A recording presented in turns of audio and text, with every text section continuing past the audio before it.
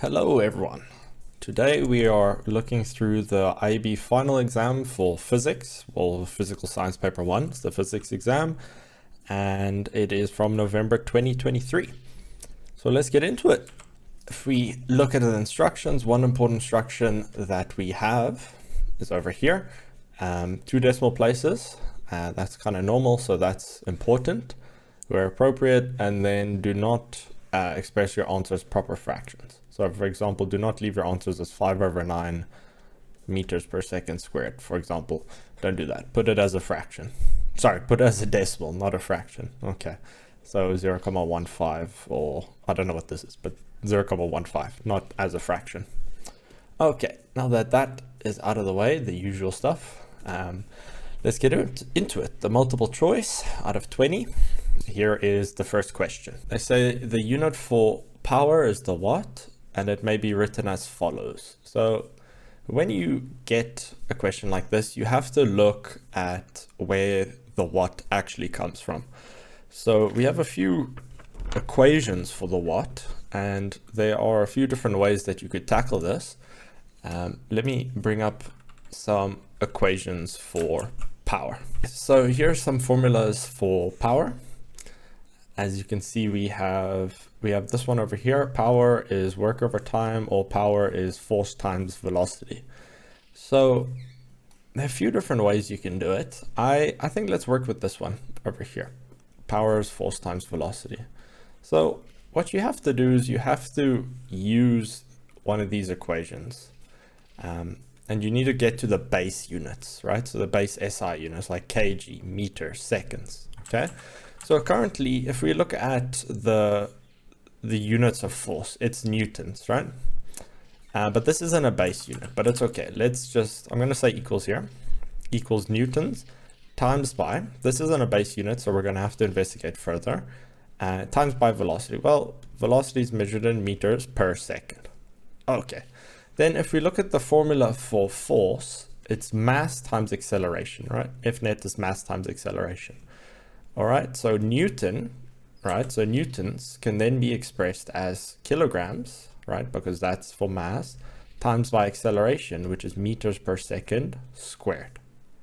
Okay, so essentially what I can do now is I can just, wherever I see Newton, replace it with what I've underlined in blue.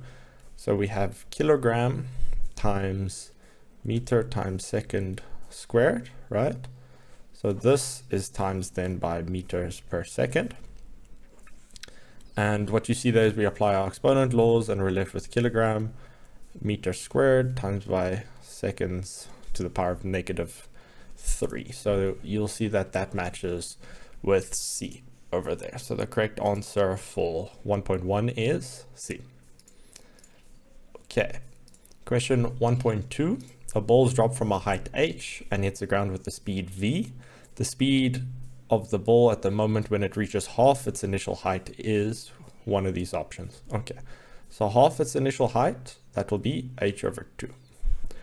All right, I'm sure there are other ways to do this, but I prefer to use equations. So what we're dealing with here, so the ball's dropped from a height. So for me, they don't explicitly say this, but for me, when it's dropped, it's not thrown. So its initial velocity, vi, is equal to 0. So let's work with that. And let's look at some of the equations of motion. So in particular, the equation we're going to be working from the formula sheet will be, we don't have anything that mentions time. So we're going to be using the one that says vf squared is equal to vi squared plus 2a delta x. Okay, so when you get these types of things, when you have to get proportions, right, it's good to get your original expression and then you substitute this new thing and then see how it compares to the original. Okay, so let's see how that comes about. So if we look at our original, this is what they gave us, right? So this is with the speed v and the height h. This is the original, okay. And then this h/2 is the new one that we're going to compare. So if we look at the original and we apply this formula, right, we get that v squared is equal to 0 squared plus 2 times, and this thing's on Earth most likely. So we put this acceleration, and the height is h. Okay, so the issue here is, you see we're going to get a negative, we can't square root a negative, so this height should be negative. Okay, because remember, this is delta x, so we would have dropped it from some height up here down to the ground. Here's the ground. Okay, so this delta x is negative, right? Because we started here and we moved down, so the final is below the initial. Okay, so this should be negative h. Okay, but in all honesty, you don't even need this negative over there. Okay, so I hope it hasn't been too confusing for now. It's not a big deal about the signs. The sign shouldn't really be a big deal. It's all just about this proportion. Okay, so essentially we get this. So we get that v squared is equal to this thing over here. So then v is equal to the square root of this. So the square root of 19,6 h. Okay, so here's our original expression for v. So this is our original. And what we're going to do now is do our new calculation, obviously now just with h over 2, and then compare and see how it compares to the original.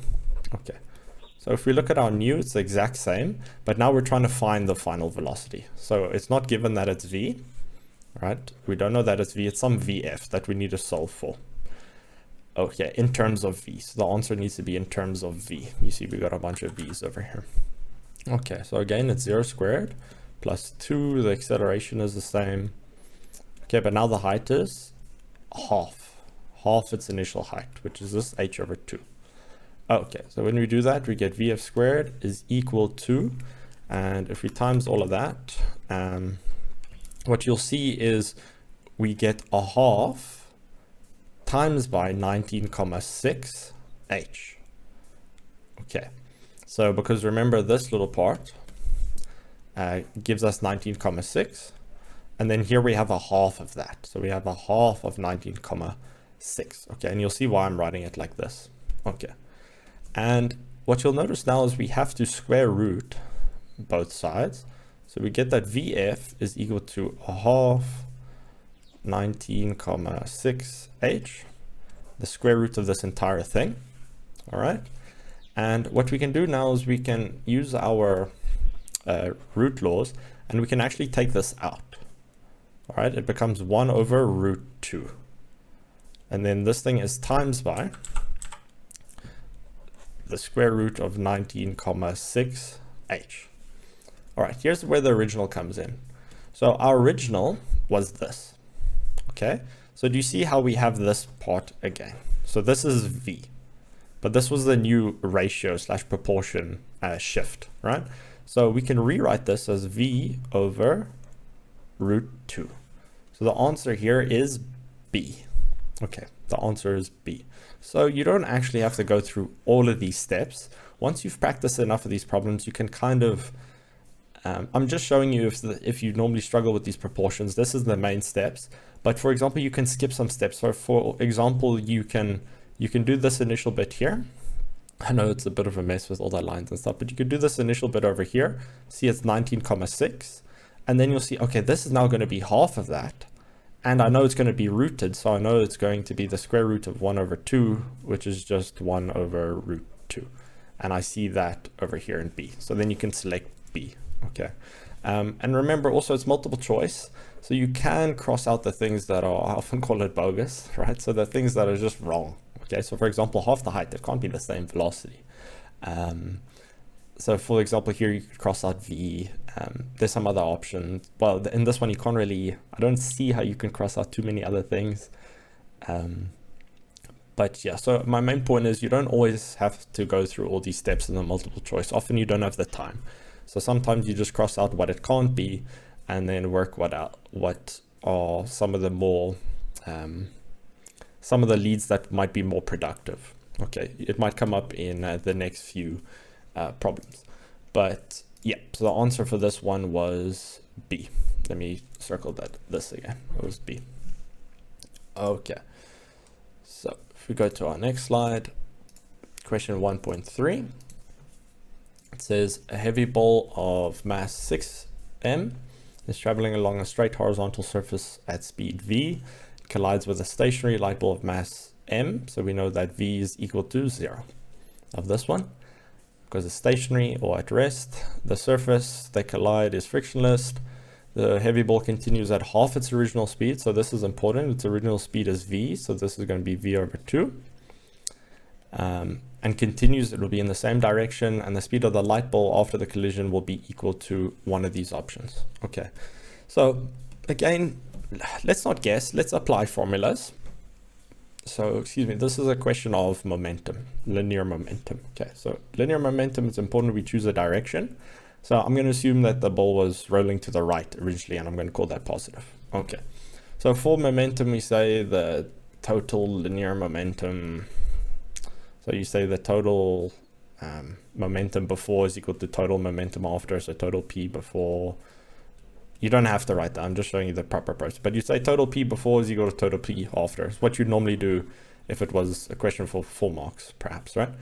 And we know that it's MV, things like that, right? So let's just work out. So here, the mass is 6m, and its velocity is v. So I'm actually just going to write this as, yeah, so 6m times v. This is for the heavy ball initially, and this stationary light ball was stationary, so its velocity is 0, so its mass times velocity will be 0. Okay, because we're doing a momentum calculation here. Okay, and then after, we know that the heavy ball still keeps its mass at 6m, but it's now half of its original speed, so this is v over 2 now. Okay, plus the light ball's m, but we're trying to find its final velocity, so this is our unknown vf. Okay, so now we just apply basic algebra. So this is 6mv, this is going to be 3mv plus m times vf. Okay, so I can divide everything by m, and I get 6v is equal to 3v plus vf. And I take this to the other side, and I'll get that vf is equal to 3v. Okay, so obviously the light ball, this is positive, so the light ball goes to the right. Not that it matters, because there's 3v. Okay, so the answer for 1.3 is C. Okay, hope everyone is fine so far. Question 1.4, a person weighs 750 newtons, so this is their weight, right? So this is FG. The person stands on a scale placed on the floor of a lift. The lift travels up and down in a tall building. Which row in the table below describes the motion of the lift at the moment when the scale reads 700 newtons? Okay, this is less than his weight. Okay, I know a lot of students struggle with this type of lift stuff. So what I'm going to be doing is take a bit of time to go through this one. Okay, so let's see. We have this lift here in the red, scale here on blue, and the person is standing on the scale. I'm not going to draw that. My drawing's atrocious, as I'm sure people that watch my other videos have seen. But anyway, someone's standing on here and their weight is 750. So if the lift is stationary, right? Well, first, let's talk about what the scale's reading. So the scale doesn't read your weight. All right, so careful with that. So the scale reads your normal force. Okay, so it reads the normal force. So your weight doesn't change, okay? It will always be 750, okay? Unless you like lose mass, right? Because remember, weight is mg. So, but we're assuming if you're just in this elevator, your mass is constant, so your weight will be constant. Okay, so your weight doesn't change. But what happens, the reading on the scale can change, because what the scale does, if we draw a free body diagram of the scale. So if the scale is stationary, no acceleration, what happens is, this is our normal case. So we have our normal force and force of gravity. Okay, so what happens if we're just stationary, your scale reads the normal force. But in this case, the normal force is equal to your weight. So the scale will read 750 if it's stationary. Okay, now let's have a look if we are accelerating upwards. Okay, the lift is accelerating upwards, and obviously we have to accelerate up with it. We have to accelerate up with the lift, okay, because we're in the lift. All right, so we know there's going to be a net force upwards. Okay, there's going to be a net force upwards. So we're going to have some force up greater than the force going down. Okay, so the up arrow is bigger. So if we look here, here's our FG and here's our normal force. Okay, or you could view this normal force as the force of the lift, okay? But because we're accelerating up, okay, so this is the case when we're accelerating up. In this case, you can almost think if you're in the elevator and this elevator just dashes up, okay? Like really just lifts up, like I'm trying to make some spaceship noise, but it just lifts up. You're gonna kind of, if you think like in a plane, I'm sure you've seen like pilots, fighter pilots, where they get those G-forces on them, right? Because you accelerating up, you have this force pushing you down. So that's what the scale is gonna read, is it's gonna read a higher normal force. So your apparent weight is going to be higher, okay? Because you're accelerating upwards. So your normal force will be higher. So instead of the 750, we're going to read a higher value.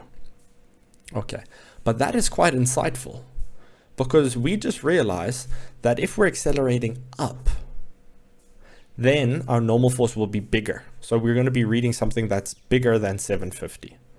Okay, the thing greater than 750. This is a greater than sign. A terrible one, but it is one. Okay, so we know that this is not the case in this example here. Okay. The case in our example has to be that we're going to be accelerating downwards. Okay, so how that looks is the normal force upwards is going to be smaller than the weight. Okay, this will be the normal force, or the force of the lift on the person. I prefer to call it normal force. Okay, so this is our case, because we know we're accelerating downwards. Okay, but be careful. You can be moving up but accelerating down. You can be moving up but accelerating down. Think about it. If you're in a car, can you be moving forward but accelerating backwards? Yes. Okay. You do this every time you stop at a stop street or at a traffic light, at a robot, because you're moving forward but you're accelerating back. Your change in velocity is backwards. Okay, so this is a very important part for this question, and a lot of students don't realize this. That's why I'm taking the time to say that. Hopefully something just clicked in your mind if you did struggle with that concept, but I'll say it again. You can be moving up but accelerating down. Okay, let's see how this is relevant. So this, we know this is the case over here. Okay, there has to be a net force down. Okay, there has to be a net force down for the normal force Fn to be less. So for example, the normal force here is 700 and the Fg is 750, right? Because remember, Fg doesn't change, but we know we're accelerating down, so we know we have to have Fg bigger than Fn, because we need to be accelerating down. We need a net force down.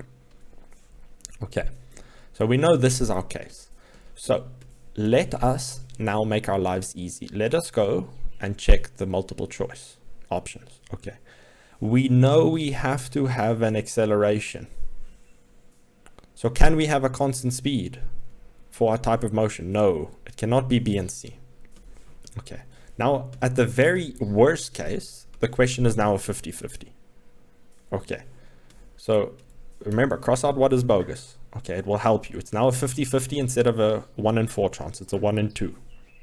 Twice as, double the chances. Okay, it's better.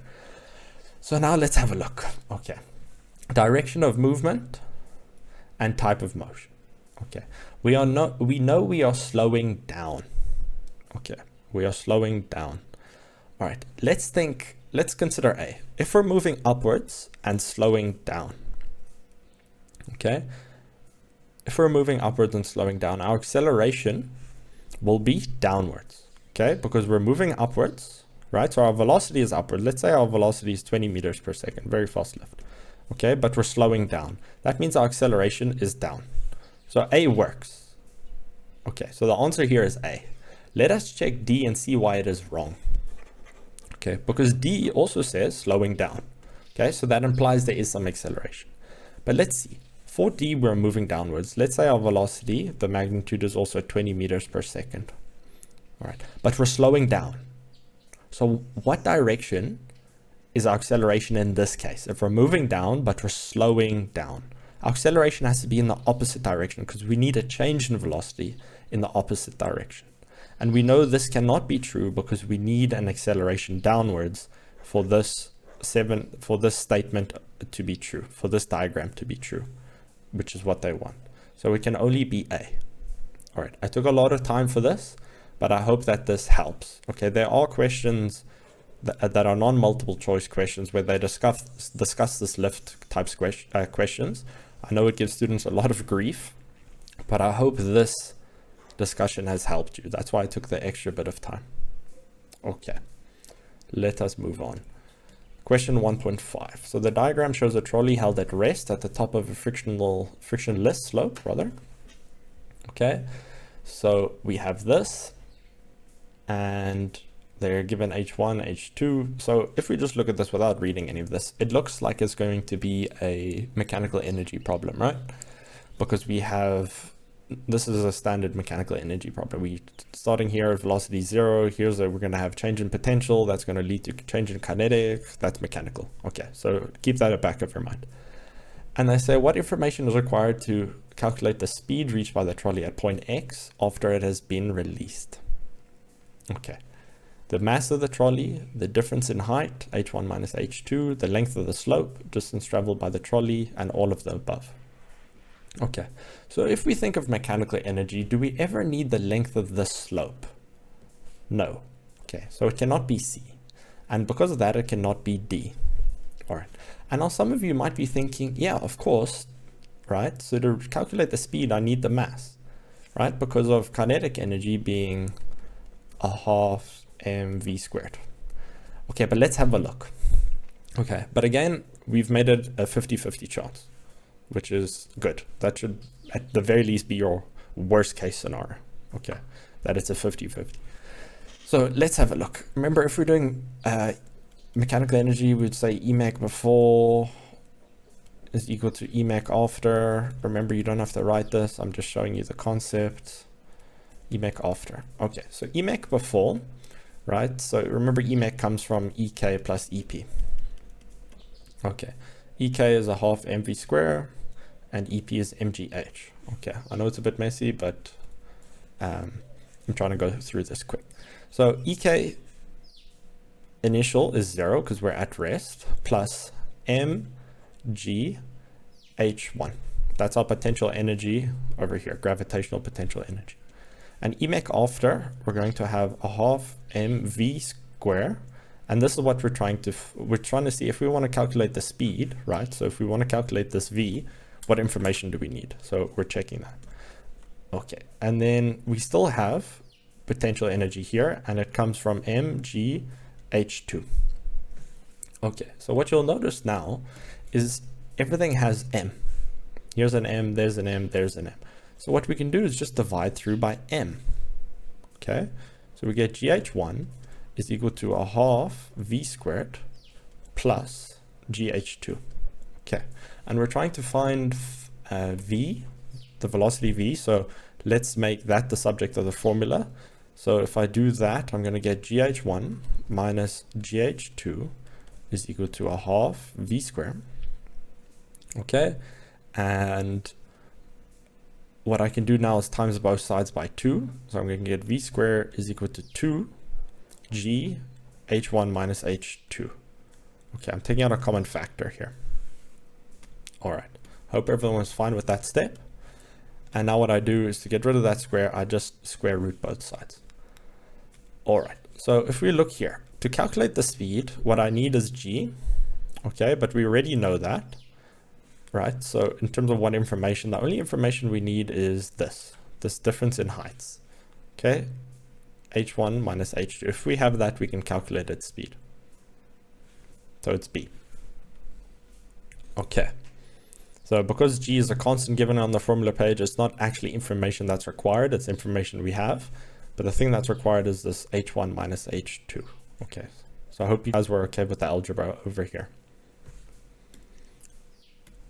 All right, 1.6. An athlete runs up a flight of stairs at constant velocity v, gaining a vertical height from start to finish. The mass m of the athlete can be treated as a point mass. It took time t to complete the climb. The average power output of the athlete is one of the above. Okay, so power is given by P. All right, and on our formula sheet, we have some options. We have power is W over T, and we also have power is equal to FV. So I'll actually show you on the formula sheet where it comes from. It's obviously from the section of your formula sheet called work, energy, and power. Okay, so I got those two formula sheets from there and there. Okay, we need to now use these formulas like we've been doing this whole time in multiple choice and see which one fits. Okay, so if we look at the force, right? So if we look at this equation down here, the second equation, P equals FV. So this F stands for force and this V is for velocity. So let's look what force is this man is experiencing when he's going up up the stairs. So the force that he's experiencing is just his weight, okay? And his weight is mg. Okay, that's the force that he's overcoming. That's the force at a constant velocity. He is literally just, if you draw a diagram, there's a force up that he's exerting, and that's equal to his weight. Okay, because he's going at constant velocity. So the force is just weight, mg. So I can rewrite this as P is equal to mgv. Okay, so this is power. This is power, mgv. Do you see how this is power over time, which is what they're trying to bait you here, is because work. So power is work over time. But remember, this thing up here is power. So we know it cannot be B. Okay, it cannot be B. So we've crossed that out. This is kinetic energy. Its units is joules. It cannot be D. Again, worst case scenario, 50-50. So I can't lie, I was really considering C. So the answer is not C, the answer is A. Okay, I was considering C because C comes from, I thought it came from here, work over time, okay? Because remember, the units of power is joules per second. And if you put kinetic energy over time, you do get joules per second. But the thing is, this kinetic energy is not work, in my opinion. I think it's because it's essentially just an energy. If you had to take the change in kinetic energy, then that could be applicable, but I think it's because an energy C is not applicable over here. So that's why it comes from this, mgv. So that's why it's A, okay, not C. And again, because I believe this is an energy over time, not work over time. That's why this is not relevant, okay, in my opinion. All right, so that was 1.6. 1.7, a bag of clothes pegs with a mass of M hangs on a washing line.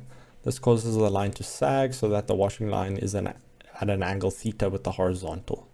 The tension in the washing line can be expressed as, and then they give us a few different options over there. So let us draw a free body diagram. So we have tension on this side, tension on that side. So this is tension, that is tension. And we also have, I'll do it in the same color. We also have weight, or Fg. All right, so we are going to have to split tension into the horizontal component and the vertical component. Okay, well, either of them. If you split this tension in the vertical component, you'll get that T in the X is equal to T in the X over here. And what'll happen is they'll just cancel out, and it won't give you really any information. Okay, so we can't split tension into its vertical components in this particular example. Okay, but let's consider splitting tension into its vertical components. All right, so I'm going to, here's tension, and here's the vertical direction, and here's the horizontal. So we'll have tension in the Y over here and tension in the X over here. And then this main one in green is tension. Okay, so this is 90 degrees and this is theta. So it comes from here. Okay, because this is our tension, and here's our tension in the Y and tension in the X. All right, here's our theta, and this is 90 degrees. Okay. So if we keep working with my little triangle over here, I'm trying to find, so I miswrote over here, sorry, this should be tension in the Y. Tension in the Y. So I want to find tension in the Y. So what I can do is I can use trig over here, and I see this is my opposite. So I find that tension is equal to Ty sine theta. I got that wrong. So Ty is equal to T sine theta. So what I will do is, let me go through all the steps. Okay, so sine theta, if you look at SOHCAHTOA, so sine is opposite over hypotenuse, soka toa. So cos is T-O-A. Okay, soka toa. So sine theta is equal to my opposite, which is Ty, over my hypotenuse, which is T. Okay, so I get that T sine theta is equal to Ty, and yeah, that's what I have. Okay, and the reason I need Ty is because when I split this component, so when I split this free body diagram, I'm going to have two tension components over here, so Ty and Ty, and I'm going to have one down Fg. Okay, so this is why I needed Ty. Okay, this is why I needed Ty over here. Okay, so if I look at this free body diagram, I know that this thing is just hanging. Okay, so it's not accelerating. So I know from my free body diagram over here, I know that Fg must be equal to 2 times Ty. Okay, 2 times Ty. So Fg is given by mg. And then Ty is 2 times tension sine theta. Okay, so we have this now, and again, what are they asking for? Tension over here. So I make tension the subject of the formula, and I'll get that T is equal to mg over 2 sine theta. And hopefully this matches with something, and it does. It matches with B. So 1.7 is B. Okay, and the reason I know the tensions are equal is because these angles are equal. All right, so that's why this tension is equal to that one. It is a bit of an assumption. So I know I did rush into this, both of them being T, but because these angles are the same and it's the same washing line, the tensions should be the same. But remember, an acronym to remember is try not overthink in physics. I know it is easy. I also had that issue and still have that issue, but remember the acronym KISS. Keep it super simple. So if you're confused and you're stressing and it's like, oh, the tension's equal, keep it super simple. Okay, the simplest assumption is normally the true one. Okay, where these tensions are equal. That's from Occam's razor. All right, well, that was the fewest assumption, but anyways, I kind of got Occam's razor wrong there, but anyways, I digress as always. All right, 1.8. A battery with EMF epsilon is connected across a resistor R as shown. An ammeter is connected in series with the resistor, and a voltmeter is connected across the battery. As the temperature of the battery increases, the internal resistance R increases. So that's important. The R is increasing. What will happen to the reading on the ammeter and the reading on the voltmeter as the internal resistance increases? So internal resistance is another topic that a lot of students struggle with. I do have a video of this on my channel where I do look at the formulas for EMF and an internal resistance on our formula sheet, and I do discuss sort of proportion issues and what do they mean by loss volts, what is V load or /V external. So you can maybe have a look at that, but I'm going to be touching on those concepts now. But I do have a video if you want more information. I just thought I'd mention that. Okay, so let us have a look. We need to determine what happens to the reading on the ammeter and the reading on the voltmeter. So let's determine what is what. So the reading on the ammeter is just normal I. Okay, but the reading on this voltmeter, it could read two things. It could either read V load, or it could be read V internal, sometimes called V lost, same thing. The thing is, V lost would be connected over here. This would be V lost. So we know that this voltmeter over here is reading V load. So this is V load. All right, that's important because we're going to have to look at our equation. Okay, we're going to have to look at our equation. So this is reading V load. Okay, so let us have a look at our formula. So we have two formulas for EMF relating to internal resistance. So we have this one, and we have this next one's the exact same one. It's just expressed slightly different because remember V is equal to IR. So when you multiply this out, you just get V, and we call this one V load, and this one we call V internal. Okay, let us see what is happening. Okay, so we know EMF is constant. What I've said in that video on internal resistance is a 10 volt battery is a 10 volt battery. So your EMF does not change. Okay, so EMF is constant. We are not changing R, so R is constant. Okay, what is happening is the temperature of this thing is increasing. Sorry, the temperature is increasing, so the resistance of our internal resistance, this thing is increasing. So if this thing increases and we want this thing to be constant, this thing has to decrease. All right, current has to decrease. All right, so that means, because this V load, as I said before, it comes from I times R, and this comes from I times little r. Okay, if you just distribute this out. So what's happening is we know that this I has to decrease. It has to decrease because EMF has to be constant. This R is constant, but this is increasing. So for the EMF to be constant and this thing's increasing, current has to decrease to counteract that to keep this thing constant. Okay, so that's where that came from. So because current's decreasing, all right, this is the same current. Current decreases here. Okay, current decreases here. So what happens is I know my V load, right? Because my R stays constant. My external resistance R stays constant, but my current decreases. So that means that V load must decrease. But remember, what is voltmeter V reading? It reads V load. So I know my V load must decrease. So it's either B or D. So I can cross out A and C. Okay, now I need to look at the reading on ammeter, but I know my current will decrease. So I know that it's D. So 1.8 is D.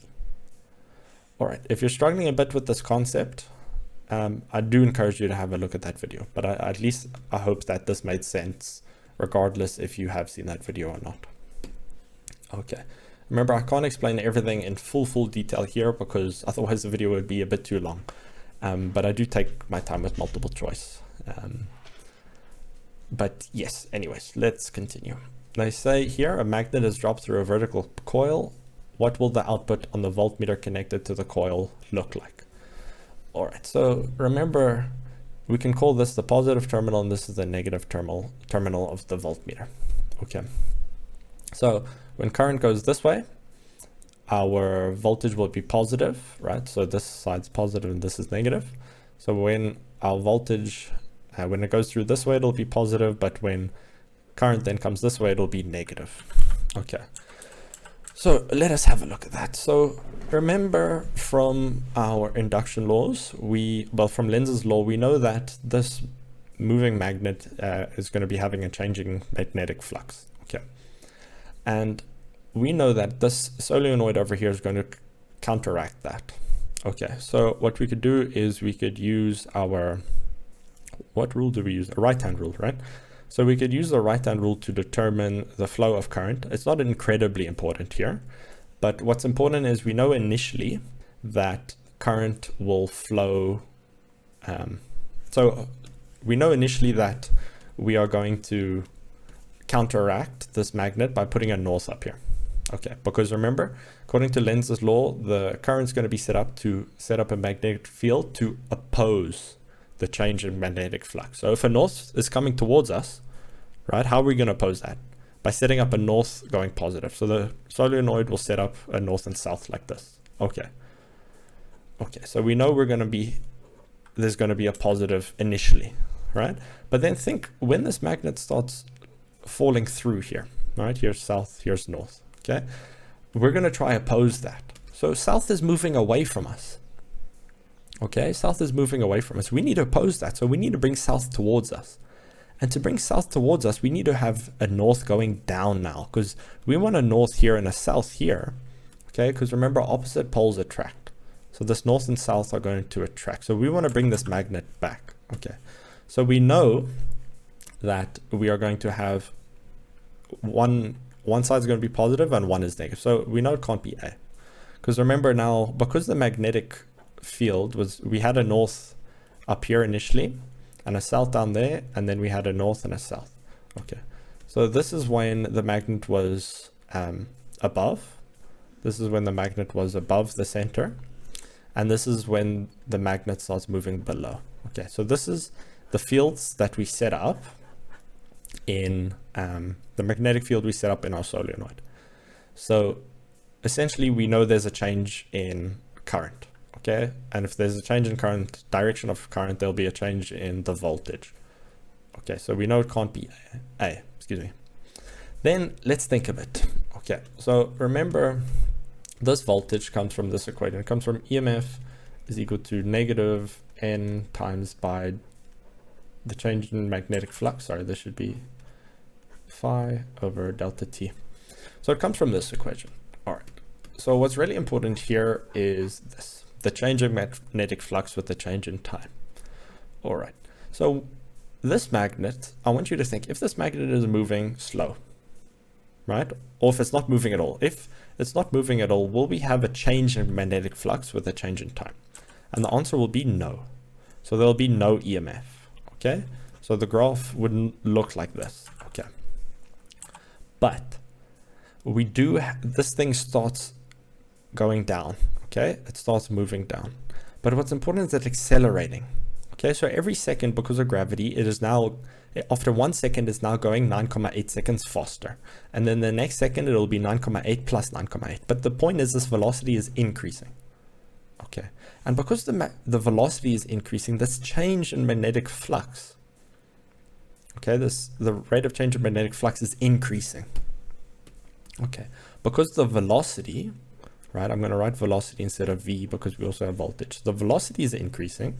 So that means that this increases, the phi over delta T. So our rate of change in magnetic flux increases.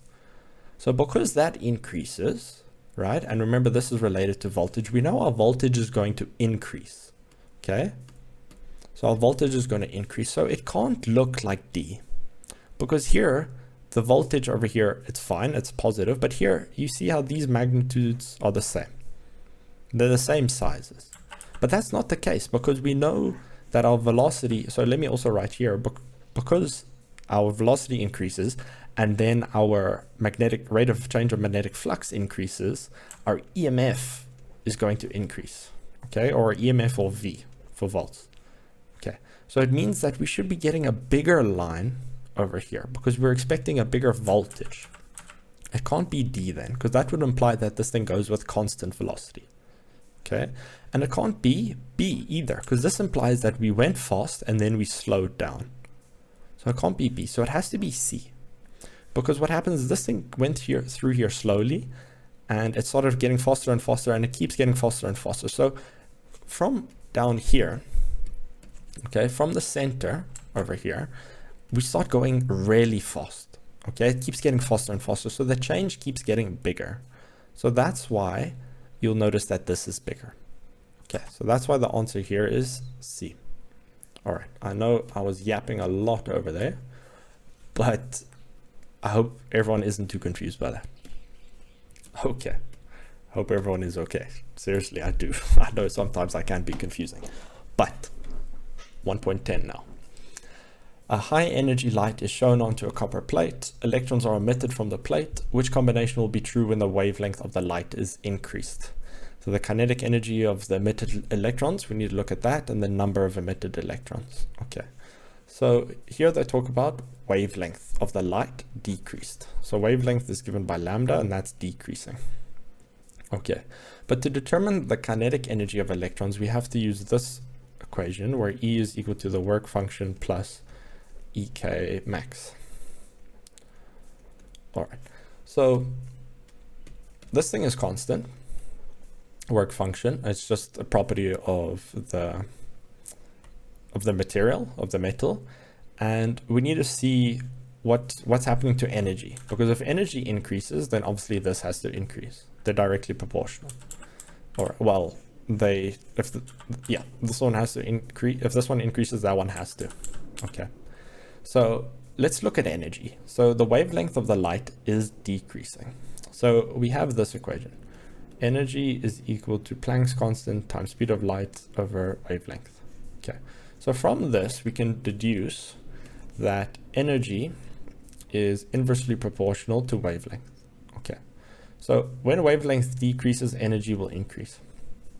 Okay, wavelength decreased, that means energy increased. So if this energy increases, the kinetic energy, maximum kinetic energy, has to increase.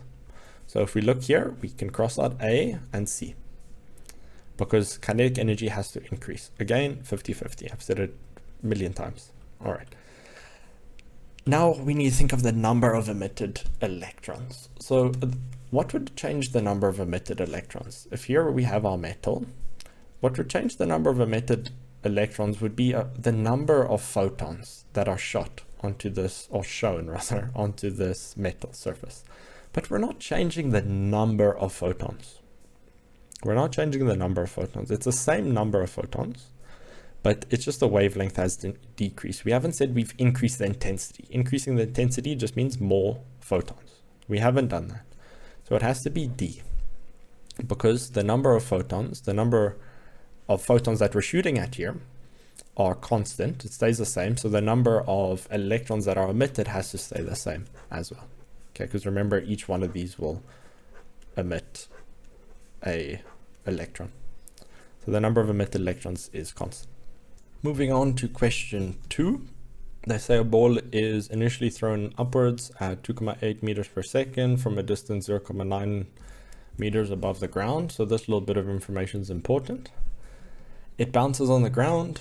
The motion of the ball is represented on the velocity time graph below. Ignore the effects of air resistance. The graph is not drawn to scale. Okay, so initially we can do a little diagram. The diagrams are always important. So here's the ground. Initially we are 0.9 meters above the ground. And what happens is we throw this ball up. It reaches its maximum height and then it starts bouncing. Okay, so important bits of information there is this initial velocity upwards was 2.8 meters per second. So you can see here that this direction is upwards. So we know that up is positive from this graph. Okay, so we know that any movement upwards is positive. So up is positive. Okay, I could have just wrote this, up is positive. All right, but anyways, some important information here is we get to our maximum height here at T1. Okay, I know it's T1 because our velocity here is 0. And obviously our velocity at maximum height, so this 2.8 relates to over there, but we know at our maximum height, our velocity is 0. Then again, we know when we come back down here, our velocity will be negative 2.8. And then down here, it will have its maximum just before the ground, and then it reverses. There will be v is equal to 0, v is equal to 0. And you can see that is where this is happening. Essentially where this is happening. But what's important here, and what I see that I haven't really done in the memo, let me not discuss it now, it'll come up later. But yeah, so we've just interpreted the graph so far. We haven't looked at any questions. Here is the first question. Why are the bold lines on the graph parallel to one another? Okay, and for this one, we need to think about what does it mean if lines are parallel? So what are these? If lines are parallel, we know from maths that if lines are parallel, the gradients are equal. And the gradients are obviously equal because the gradient here is acceleration. So what we would say that the gradient, so I'm going to be writing the word answers in short form. So the gradient of a VT, obviously you would be writing full words here. So velocity time graph is acceleration. Okay, so the gradient of velocity time graph is acceleration. That's 1 mark. And we can say that the acceleration of the ball is constant. I think that will allow other things by saying that, okay, well, the gradient represents acceleration, and if lines are parallel, their gradients are equal. And they're in free fall, so their acceleration has to be the same because the acceleration is negative 9.8. Yeah, but essentially this is what they wanted. All right, then 2.2, we have to sketch a position time graph for the entire motion of the ball, and as represented here in the velocity time graph. No values are necessary. So this is where I disagree slightly with the memo, and I'll show you where that disagreement comes. Okay, but again, remember what was important. We were 0.9 meters above the ground. Okay, and no values are necessary. So not even T1 is necessary here. So what we do, we would start here, and you could label this 0.9, but remember no values are necessary. Okay, but we start 0.9 meters above the ground. And then what happens is we move up and we reach our maximum height over here. Then we move back down until we hit the ground and bounce. Now this is where I disagree with the memo. So the memo just, what the memo does is it does, well, essentially, it's more or less the same thing. So what some students might be tempted is do this, okay? And the reason why I feel like that is not appropriate for this specific graph is if you look here, you see how there's this gap from this time. They're actually showing it over here. So if you look carefully, this is the exact time that the ball hits the ground. And this is the exact time that the ball then starts leaving the ground. Okay, starts leaving the ground, essentially bounce. So you see how there's this time interval between where the ball's in contact with the ground. So personally, I would have done this. Okay, I would have done this, but actually now looking at the memo again, I kind of agree. So what you can't do is this, because it doesn't, this instant when it hits the ground, it doesn't start bouncing in that instant. You with me? What I just explained is this time gap. So what the memo does is actually fair enough to the memo, is they do this, where it bounces and then they curve it like this. Okay, you see what I was going to do is a flat line, but this is actually quite appropriate what the memo's done on second look here. So again, this is what we have. So yeah, that's that discussion over here. I'm trying to see how many bounces do we need? Did they say how many bounces? Wait, what's happening here?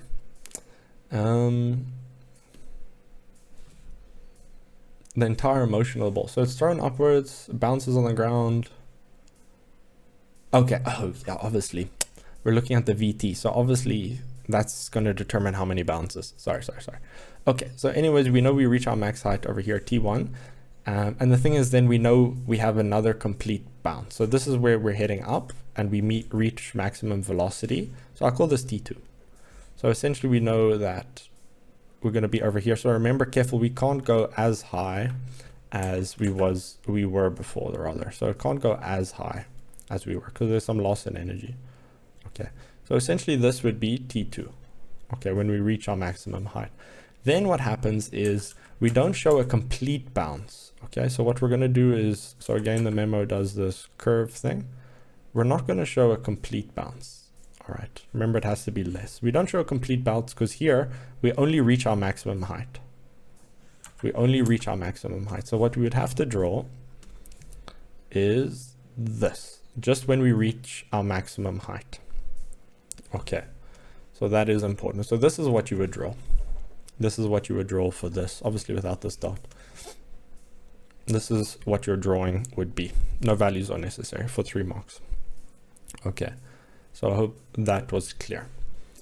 And they say now on the graph you just sketched, label T1 that is shown on the velocity time graph. So T1 is over here, and this is where our velocity is equal to 0.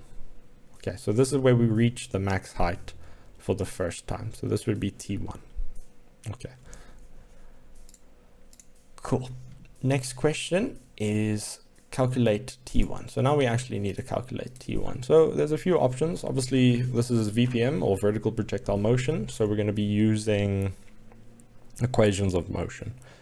So there's a few options we could use. We know final velocity at T1. We know it's 0. We know our initial velocity. We know our acceleration. So we can use this formula. A delta t, because we know acceleration is g, but always remember up is positive.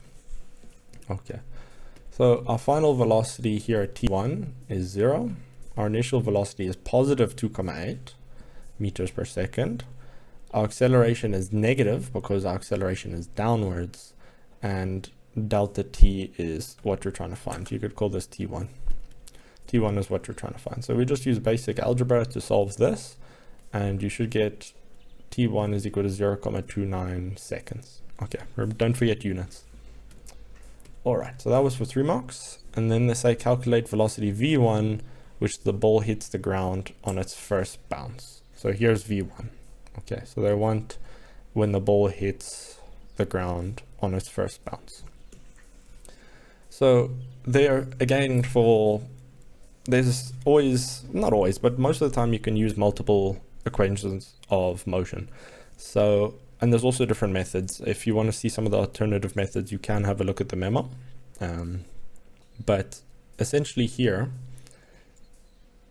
there are possible different methods. Actually, for this one, there's only one method we could have used. Well, it's one method that the memo used. You could have actually used other methods, but they might have been more complex. But essentially, let's see what we know. When the ball hits the ground for the first time, we know that it's gone from 0.9 meters. We know that its displacement is going to be delta x is negative 0.9 because it's downwards. Okay, so we do know this. We don't know the time. We don't know this time over here. All right, and careful, you can't just double this, because if you double that, what you're going to get is, if you double that, you're only going to get this time over here. Okay, you're only going to get this time until it reached 0.9 again. So you're not going to get this time over here is what they're asking for. Am I correct? Yeah, they're asking the time for when it hits the ground. Okay, so be careful. Do not just double T1. Okay, do not double T1. So if we look at the equations of motion, one that we could possibly use is we're trying to find the final velocity. We know the initial velocity, we know acceleration, we know delta x. So we're going to be using this one. And there are other alternatives if you split the motion into different parts. Well, there should be different alternatives, but this is the easiest. Okay, so this is what we're trying to find, final velocity. We know the initial velocity is 2.8 meters. We know the acceleration, and we know that from where it starts, from this initial point over here, if we maybe go back to this diagram, we know from this initial point over here, we know that its initial velocity is this, so this will be our VI, and we know that we move down from this initial point to there as negative 0.9. Okay, so I hope that's a bit more clear. So VF squared is what we're trying to find. This is 0 plus 2. Remember, this is negative because of our directions. So this should be 9.8. That's a comma. Let me fix that, 9.8. And our delta x, careful, is negative 0.9. If you don't have this negative, you're gonna see you're gonna get an issue, because you're gonna try square. You're gonna try take the square root of a negative number. Okay, but remember, because we're displacing downwards, okay, from the 0.9 downwards, this is a negative. It came up in the multiple choice when we did negative h, if you want to have a look at that again. So, but essentially when we do this, you will find that VF is equal to 5.05 meters per second. And careful, they don't just say, okay, I've messed up a bit. So anyways, I will explain now. So they don't just say magnitude. All right, so let me fix this now. So what I have been doing is this is the stuff for 2.5. This is all the stuff for 2.5. Okay, my fault. Okay, so if I confuse you up until there, I'm sorry. I'll put a little note when I edit it. But anyways, they don't just say magnitude of the velocity. So you have to give a direction. So this is downwards. Okay. Even though we don't get a negative, we know it is downwards. Okay. Remember, we can never get a negative if we take a square root. We have to interpret that direction. And we know it's downwards. Okay. So my apologies. Now they say calculate the time from when the ball is thrown to when it hits the ground, when it first hits the ground. So now they're asking for this time over here. So what we can do is we can use this equation. Delta x is equal to VI delta t plus a half a delta t squared. Okay, so we know our change in x is 0,9. Our initial velocity is 2,8 positive, delta t plus a half negative 9,8 delta t squared. Okay, so this is going to end up a trinomial, and if we do it as a trinomial, what is a half times 9,8? So if we write this in a trinomial, we get this plus 0,9 is equal to 0. Okay. So again, if we do this, we're getting a trinomial. So I have a video on this, what I'm about to show you, but you can use your calculator to solve this. Otherwise, you're going to have to use the quadratic formula, okay, which is a bit of a pain. The one caveat to this is you can only use this method if your calculator has this equation mode over here. Not all calculators have it. So what I do, again, if you're unsure of this method, you can look on my channel. I do have a video on how to solve trinomials easy with your calculator. So what we do is we press 5, and you'll see option 3 is our trinomial form. ax squared plus bx plus c is equal to 0. So I press 3, and now I just put in my coefficients, negative 4,9, 2,8, and positive 0,9. And when I do this, I get this answer over here. Okay, so what I'll get is I'll get delta t is equal to 0,8 seconds, or delta t is equal to, and we get this. But this is a negative answer, so it's not valid. So we'll say, what even was that value? It doesn't even matter what it is. Is that 0,23? Doesn't even matter. Okay, so this would be the time from when it first leaves to when it hits the ground. Okay. And what you'll see, this delta t is not going to be double t1. Where did we calculate t1? Here, here's t1. If you double t1, you get about 0,58. Well, you get that exactly. And you'll see that this is greater than 0,58. And that is because we still fall. This is double t1, but remember, we still fall this extra distance. Okay. So that is how you can use a calculator to solve this easy. Okay, there are other options, other equations of motions you could have used that didn't give you a trinomial. If you're not comfortable with trinomial, try look at those. For example, this equation, if you look at VF is equal to VI plus A delta T. This one's actually super easy. You could have used this because we actually know what our final velocity is. It's that what we just calculated, but careful now, it's negative 0,5, initial velocity is 2,8, acceleration is 9,8, and this is delta t. And you see, if you solve this, you should get delta t's equals 0,8 seconds. Okay, so yes, there are multiple ways to do it. That's what I was yapping about earlier. But yeah, so one important thing here is just remember VF we got as this value, but remember it's downwards. So don't forget to put this negative, super important. Okay, so I hope that was clear. Question 3, a group of students investigate the motion of a trolley. The trolley starts from rest, so its initial velocity is 0, and is accelerated in a straight line across a frictionless horizontal surface. The students measure the change in position of the trolley during various time intervals. State the independent variable for this investigation. So what do they measure? The change in position. So that's obviously going to be on your y-axis. That's your dependent variable. Okay, so then your time interval will be your independent variable. So you can either say time taken or the time interval. That could be your independent variable. Okay. Now, they say the change in position of the trolley measured during each time interval is shown in the table below. And they give a bunch of times here. Then what they do is they just square the time and put it here. And then here, this is what they measured. Okay. And they say 3.2 in the block below, write down the value for t squared that is missing from the table, round off your answer to 1 decimal place. Okay, don't forget to read over there. Be careful. I don't mean that in a harsh way. I mean that wishing you the best. Okay, so we literally just take 1.7 squared and we get 2.9 seconds squared.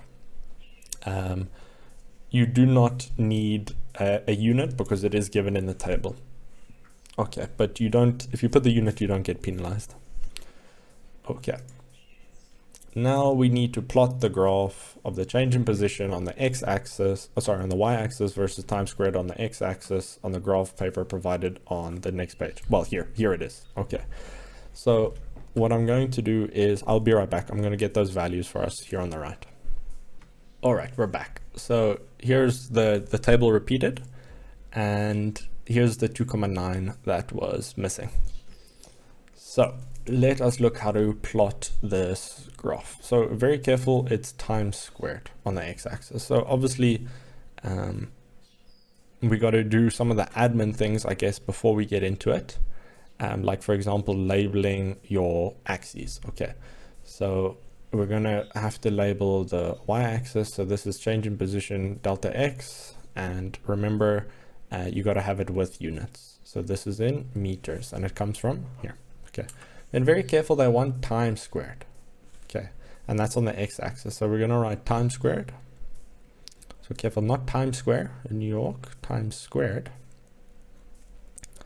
And the units here, careful, they do give it to you, is seconds squared over there. Okay, so we've got our axes with labels that I have wrote very shaky. And obviously, really important, we need a heading. So I don't really leave myself enough space here, but what you would be saying for the heading is graph showing the relationship. Yeah, I'm not gonna have enough space. It's gonna get messy real quick.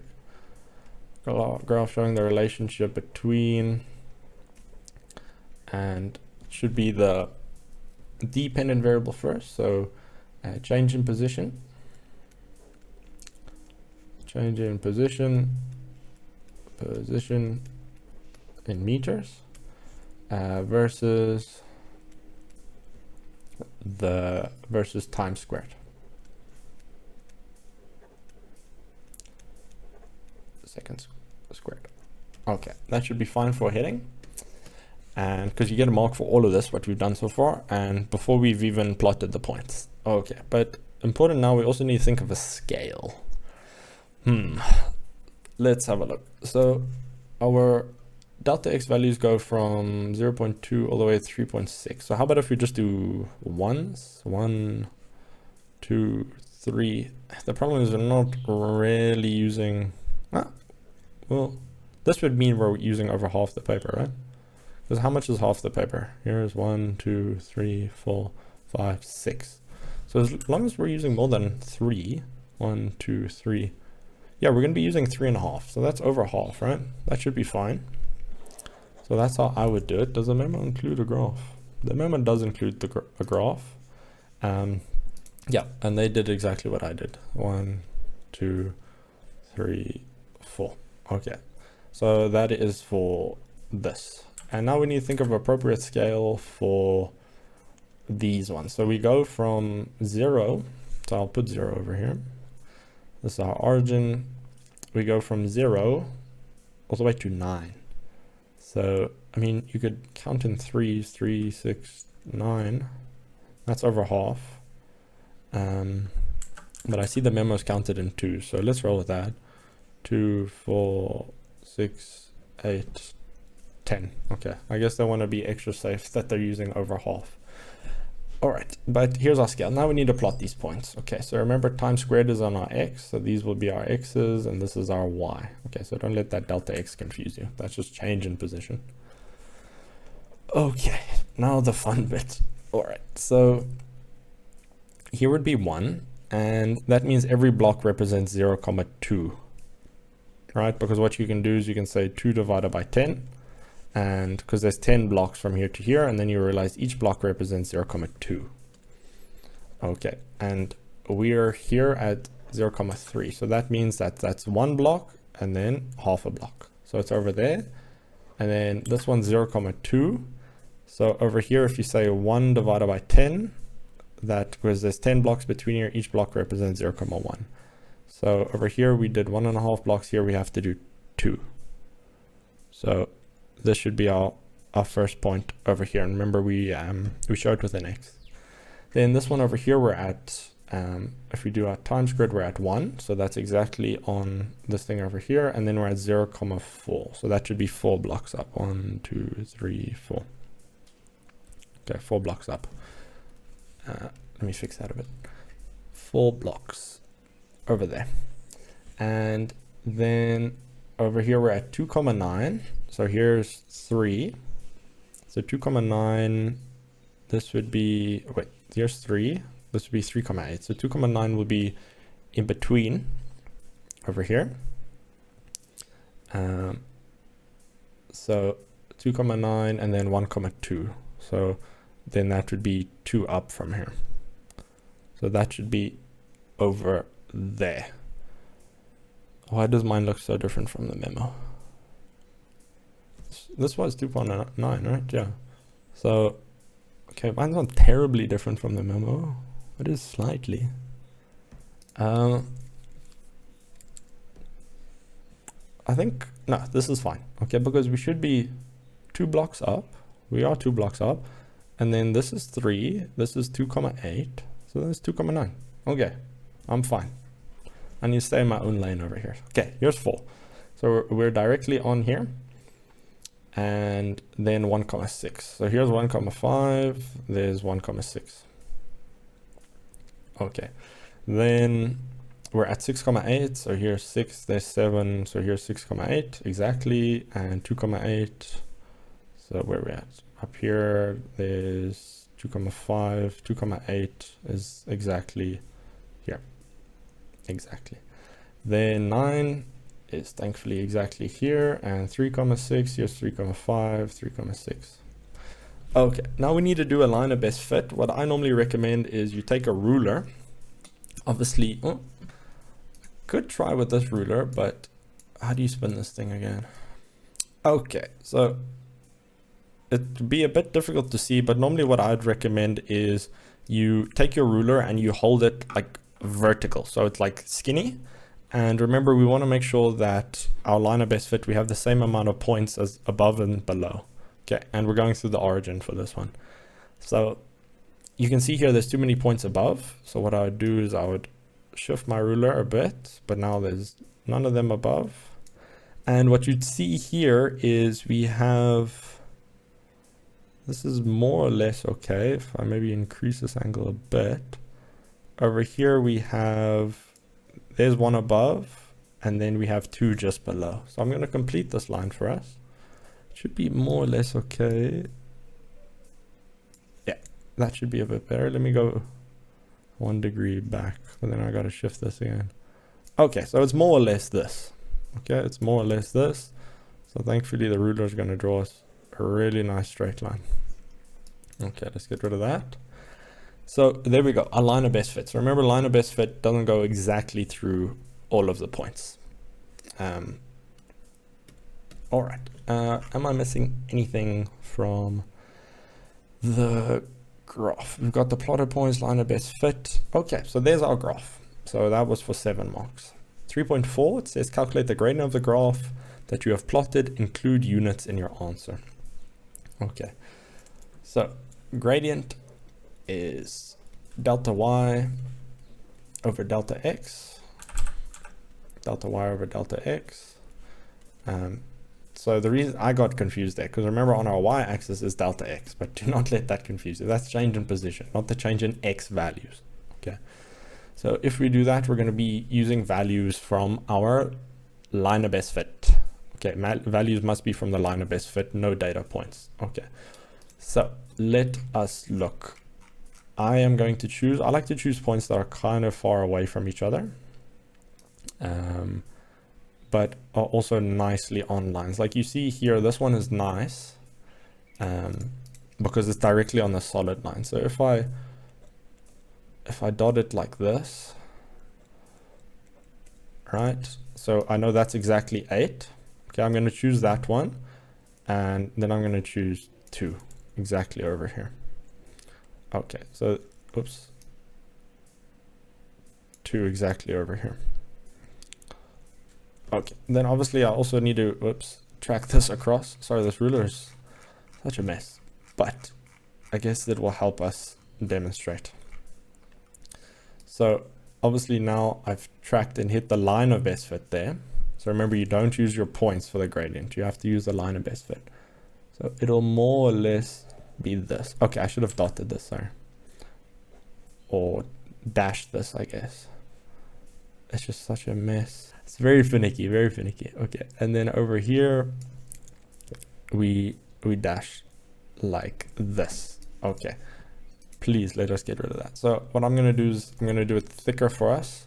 So this is essentially the dotted that you would show. So you would actually show this on your graph. Okay, so it comes to, so obviously our change in x is, this is an 8 minus 2, and then this value over here is 0.8, and this one up here is 3.2.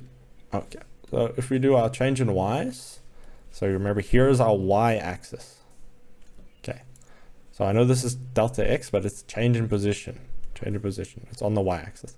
So we're going to say 3.2 minus 0.8 over our change in x's, which is 8 minus 2. Okay, you see how I chose like some nice values for us. Okay, so if we do that and we calculate the gradient, we get 3.2 minus 0.8 over 8 minus 2, which is just 6. We get 0.4 for our gradient. And funny enough, that's exactly what the memo got. Obviously, there is a range that they do allow. Okay, before I get into the units. So they do allow a range, but this falls slap bang in the middle of that range. The units, so remember this, so you don't have to write this, but this is meters and this is seconds squared. So the units for this is meters per second squared. So meters per second squared. Okay, it's really important that you include the units for your mark. Okay. All right, so we've calculated the gradient, and now 3.5, they say use an equation of motion and the gradient that you calculated to determine the acceleration of the trolley. So I will admit, this one did also confuse me because, wait, we need to determine the acceleration of the trolley. Didn't we just do that by getting the gradient? So yeah, we didn't exactly do that. The gradient does help us. Yeah, it is a confusing question, guys, but we have to use an equation of motion and the gradient so to determine the acceleration of the trolley. So this is not the acceleration of the trolley. This is the gradient, right? So remember, this thing is delta x over t squared over t squared. Okay, that is our gradient. Okay, so it's not acceleration. It's just this thing. I know it is the same units of acceleration. I mean, it is an acceleration, but yeah, let's not panic. Just what's really important, take a second, look at this thing in the orange box. It's going to come up. Okay. So we need to use an equation of motion and the gradient that you calculated to determine the acceleration of the trolley. So we need to be looking for something that's going to give us delta x over t squared, an equation of motion. So only one equation of motion has t squared. It's that one in the bottom right. Okay. So if I write that equation, it's this. This is the equation of motion. Half a delta t squared. Okay, so be careful. This a is what we're trying to solve. It is not the gradient. This is the gradient. Okay, so let us use this equation of motion. We know that the trolley is at rest, which is super important. It starts from rest, so vi is equal to 0. That's why I wrote it above there. Okay, so I know that this thing falls away. So I get delta x is equal to a half acceleration times t squared. Okay. Now, what I do is I'm looking for this. Okay, my eyes are looking for this. So I can see if I divide both sides by this, I'm going to be getting that a half acceleration is equal to delta x over t squared. Okay, I make acceleration the subject of the formula, 2 times delta x over t squared. And now, because this is my gradient, I can plug this in. So I get 2 times my acceleration from the previous question, 0,4, and I get 0,8, remember units, meters per second squared. Okay. That is the acceleration of the trolley. They don't say magnitude, but the member's not asking for a direction. I mean, they don't exactly express a direction of the trolley. I mean, I guess if you said along the track or forward on the track, I think that would be fine. But the memo doesn't look like it requires it obviously requires unit. Doesn't look like it requires a direction. Okay, so I know this was a bit confusing, but this type of question comes up often, where you calculate a gradient, and then now you have to use some equation to use the equation and your gradient to then determine another quantity. Okay, so what is an important step is realize, what is this? And from our graph, we know that this is delta x, the change in position. And then we say, okay, what is this? And this is from our graph, this is time squared, okay, t squared. So what I have is delta x over t squared. That is my gradient. So my m is equal to this. Okay, then they say we have to determine acceleration. So we realize we can use this formula because we need to find acceleration. That's our unknown, that's a question mark. And what I can do is I can manipulate it to then get my delta x over t squared. So I know it is confusing because we just got an acceleration, but this type of procedure comes up often. Okay, so you kind of just, this procedure comes up, it has come up in other past papers. Okay, so I hope that wasn't too confusing. Now, it says use the graph to determine how long it would take the trolley to travel a distance of 3 meters. Okay, so 3 meters is our delta x. Okay, and we need to work out how long. So they're asking for a time. So what we got to do is bring out this ruler, okay, and oh, thankfully it's exactly by 3. Okay, because what I need to do is I need to use the graph, how long it will take to travel a distance of 3 meters.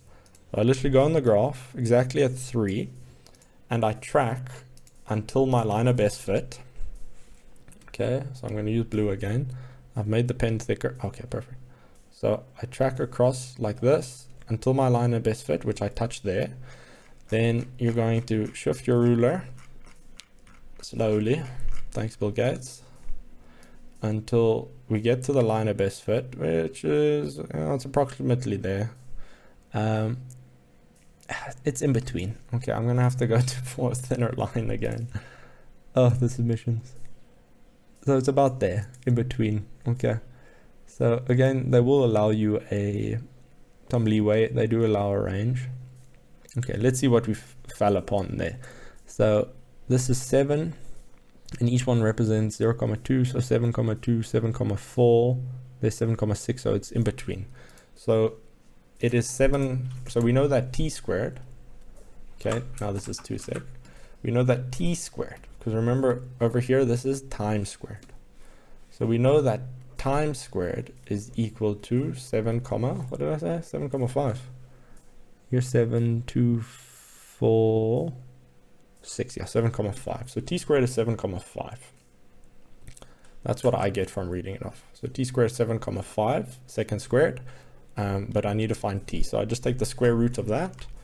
7,5 square root of that gives us 2,74 seconds.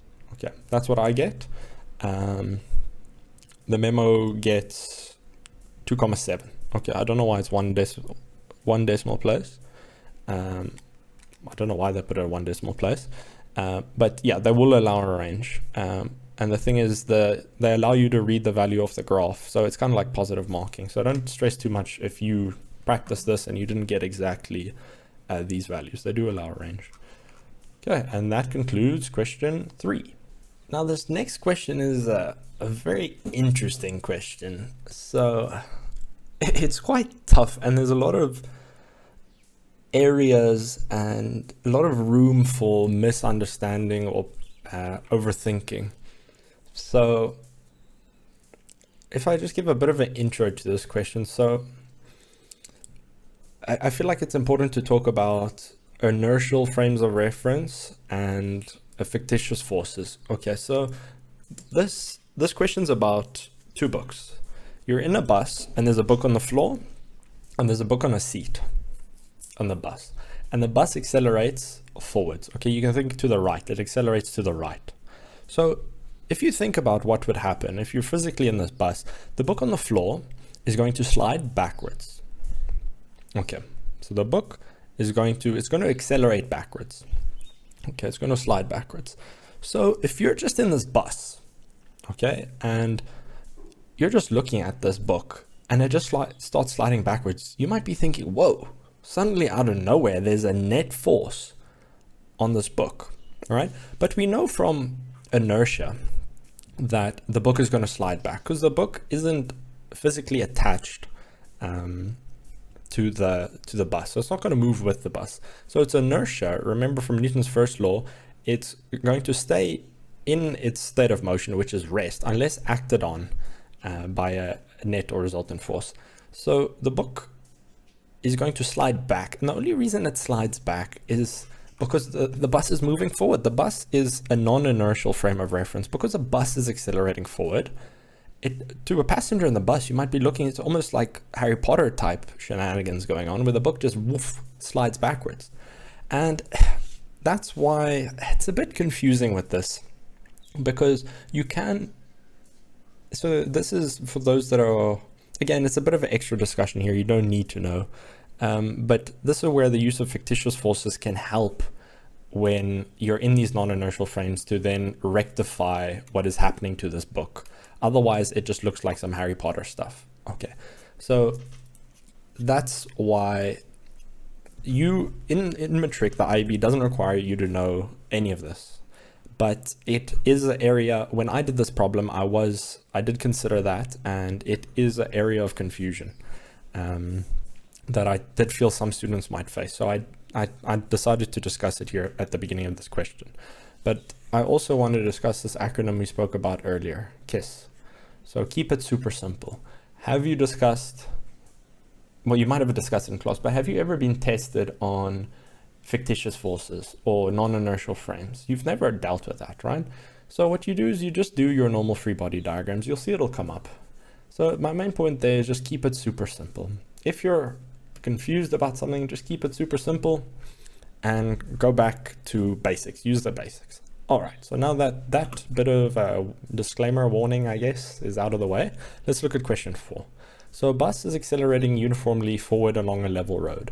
A book lying on the floor experiences negligible friction while the bus accelerates. So essentially there's no friction, or very little. An identical book lying in the middle of a flat seat in the bus experiences a significant frictional force and remains at rest on the seat as the bus accelerates. So again, let's picture this. The book on the floor, we know is going to slide left, okay, or backwards. The bus is accelerating forward, the book will go backwards. So if we kind of think of this as 2D, here's the bus. We got a book over there. The bus is accelerating this way, but the book will go that way. Okay, but the book in the seat might be able to stay, if we draw a seat, I guess that is a seat. And the book on the seat might be able to stay on the seat instead of moving back, because this book on the seat will also want to move back if there's enough friction. Okay, if there's enough friction, that book is not going to move back. But if the bus accelerates too quickly, right, then the book will fall back. So this is important introductory stuff to be thinking about. Okay, now let us define frictional force. So again, I will plug this. If you go to my website, the link is somewhere on my YouTube channel. If you go to my about, on my website, there's a page called downloads. You go down to the physical science section, and then there'll be a document called definitions. And essentially what I have, I'll also link it in the description, the link to the download. So essentially I've created a document with all the definitions you need, and it's nice and tabulated, different sections. It's sort of, I got it from the SAGs. So you can, it's a bit nicer than looking through the SAGs in my opinion. Everything's nice and tabulated. So yeah, I've plugged it before, I'll plug it again. But anyways, the definition is a force that opposes the motion of the object. So if object wants to go right, friction will oppose it left, and vice versa. So it is the force opposes motion of an object. Okay, remember shorthand. That I do shorthand here, but you should write it full in your exams. Okay, and then they say, is there a net or a resultant or net force acting on the book that is on the floor as the bus accelerates? Explain your answer. Let us do a free body diagram. The book on the floor has these two vertical forces that are equal. It's got its normal force, Fn, over here, and those are its vertical forces, Fn rather, normal force and weight. And we need to think, which way does the book want to move? Book wants to move left, okay? But there's friction acting to the right, okay? Because the book wants to move left, friction will oppose it, okay? So this is where it's a bit confusing, okay? There is no net force. Okay, wait. I messed up here. There's negligible friction on the book on the floor. So there's actually no friction. Sorry, there's no frictional force. I messed up there. Okay, so there's no frictional force on that book on the floor. There's no friction. So is there a net force here? No. Okay. Yes, the book will accelerate back, but it accelerates back because of its inertia. Okay. There's actually no net force on the book. It's just that the bus is moving, right? And the book is being left behind. That's kind of what's happening. Okay. So I know it is confusing, this inertia stuff, but again, that's why I'm saying keep it super simple. Stick to your free body diagram. There's no net force acting on this book, okay, on the floor. So we don't even need we didn't need this free body diagram because here you just need to say yes or no and then explain. So we say no. There's no net force. And why is there no net force? Because there's no friction. There's no frictional force. Okay, comes from that free body diagram. There's no frictional force. Alrighty. Next question. Now they want us to draw a labeled free body diagram showing the forces that act on the book resting on the seat as the bus accelerates forward. Forward is to the right of your page. Okay. One thing I want to say here is it's always important to include a key. Sometimes I forget this in my free body diagrams. From now on, I'll be better. But it is important to include a key in your free body diagrams. Okay, so we need a free body diagram of the book resting on the seat as the bus accelerates forward. Okay, so here's the book. We got our usual suspects of normal force and its weight. These should be equal in size. And also the book wants to move to the left, right, because of its inertia. But the friction will oppose it to the right. Okay, so let's include a key. So we'll say that Fn is normal force, Fg is weight, and Ff is force of friction, or frictional force. Okay, so remember the key, frictional force. Okay, I get a bit lazy with the key. But anyway, so here's the free body diagram. So what's tough from this free body diagram? Well, we don't even have to. Let's see, does this one talk? Okay, so this is just a free body diagram. Okay, so I know it is a bit confusing because you would say, oh no, this thing is going to accelerate to the right because there's a net force to the right. But again, it's got to do with fictitious forces. So the book wants to move to the left. There's no force on the book. It's just because of its inertia, right? The book wants to, you know, it's like when you wake up in the morning, right? You don't want to be disturbed, right? That's your inertia, okay? But the bus is moving. It's almost like your room's moving, right? Or you need to go to school, but you want to stay in your room. So the thing is, there's no force acting on the book. It's just that your room is moving, okay? It's like the bus is moving and the book's staying behind. Okay, so that's why there's actually no force on the left. You could invent a fictitious force, a fake force, to help with this, but we don't do that yet, right? And you don't have to do that in metric. So we just know there's friction. We know the usual suspects, normal force. So try not overthink it. Okay, try not overthink it. So 4.4, describe the motion of the book on the floor as observed by a passenger on the bus while the bus is accelerating forward. Okay, so the book's going to be moving backwards relative to the passenger. So you could say that it's going to accelerate backwards. You could say it's going to slide backwards or move backwards relative to the passenger. So I'm going to prefer move.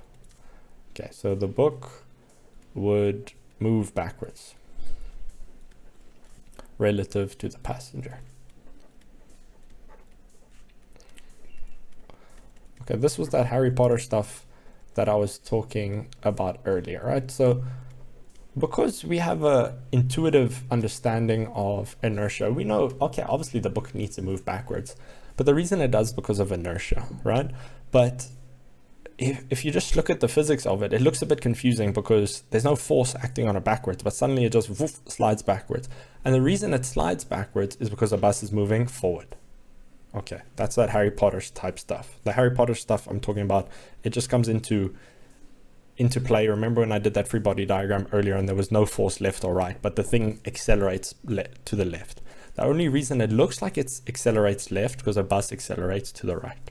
Okay, I keep repeating it, but I feel like it can be area of really big confusion. Okay, that is why I'm mentioning it. Okay, they say the mass of the book is 0.1 kilograms. The coefficient of static friction is this, so mu s is this value over here. Calculate the magnitude of the frictional force that must be overcome for the book to slide. Okay, so remember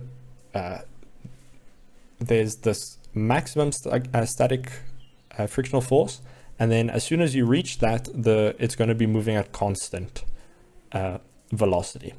All right, but the maximum is what needs to be overcome for it to start sliding. So we're working out the maximum frictional force, static frictional force. Okay, and the formula is on your formula sheet, mu s Fn. Okay, and mu s is 0.4, and the normal force is, did we do free body? Yeah, it comes from this. This is the one on the seat. This is the book resting on the seat. So we know that the normal force is equal to Fg. Okay, so here you can just write mg, right? Which is it's just this. Okay, and when we put that in the calculator, remember the 2 decimal places, we get 39 newtons. And they just want magnitude, so you don't have to give a direction. So that is the magnitude of the frictional force. Really easy, eh? Okay, so I know there's some complicated or areas of confusion here, but it's just basics. It's literally just formula. Okay, just the formula we've dealt with before. And now it says calculate the magnitude of the minimum forward acceleration of the bus that would cause the book on the seat to slide. Okay, so the bus is going to accelerate forward. So if the bus accelerates forward slowly, then the friction will be greater than the friction will be able to hold the book there, right? But if the bus accelerates too far forward, the friction is not going to be able to hold it. Okay, so what we need to do is, we know that it comes from F net equals ma. Okay, so we need to find out essentially what the force that, we know what the force is that there can't be a force greater than this friction. If there's a force greater than this friction, then the book is not going to be able to be at rest. It's going to start sliding. Okay, so what we're doing is we're plugging in the 0.39 because that is the force that as soon as we get above that, then that will cause the book to slide. So that's the force over here. And we need to calculate the acceleration, right? So some of you might be saying, wait, I don't have the mass of the bus. Okay, but remember the mass of the book will have the acceleration of the book will have the same acceleration as the bus as long as the book is not sliding. Then they'll have the same acceleration, right? Because if you're in a bus and the bus accelerates 2 meters to the right, because you're attached to the seat and to the seat belt, you will accelerate 2 meters to the right. You can't be accelerating more than the bus or less than the bus unless you're like out of your seat. Okay, that's why it's important to keep children, have them with seat belts and stuff like that. So this mass, we don't have to use the mass of the bus. We can use the mass of the book because it will have the same acceleration as the bus. Okay, so we can use the mass of the book again, because it's going to have the same acceleration as the bus. So if we work the acceleration of the book, it will be the same as the bus. Okay, now we just do this calculation over here. We do the algebra and we find that we get this. We don't need direction, it's just magnitude. Okay, so again, the way we got this net force is because if you have a acceleration greater than this, you're going to be generating a force bigger than this, which means the book will slide, because this is the maximum friction force. So as soon as you have a force to the left that is bigger than this, like say for example 0.5, then it's going to slide. That's why we have to put in this value as the minimum. Okay, so yeah. Now at question 4.7, the bus accelerates with an acceleration greater than the value you calculated. Will the book on the seat slide towards the front of the bus or the back of the bus? Briefly explain your answer. Okay, so is there any way that if the bus accelerates to the right, the book will go to the right? No, it will never, that will never happen. Okay, so we know it's back. So at least at the very least right back. Okay, so the book's going to be sliding towards the back. Let's write that in full. So the book would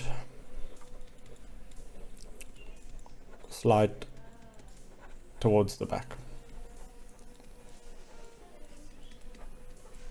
of the bus. All right, of the bus.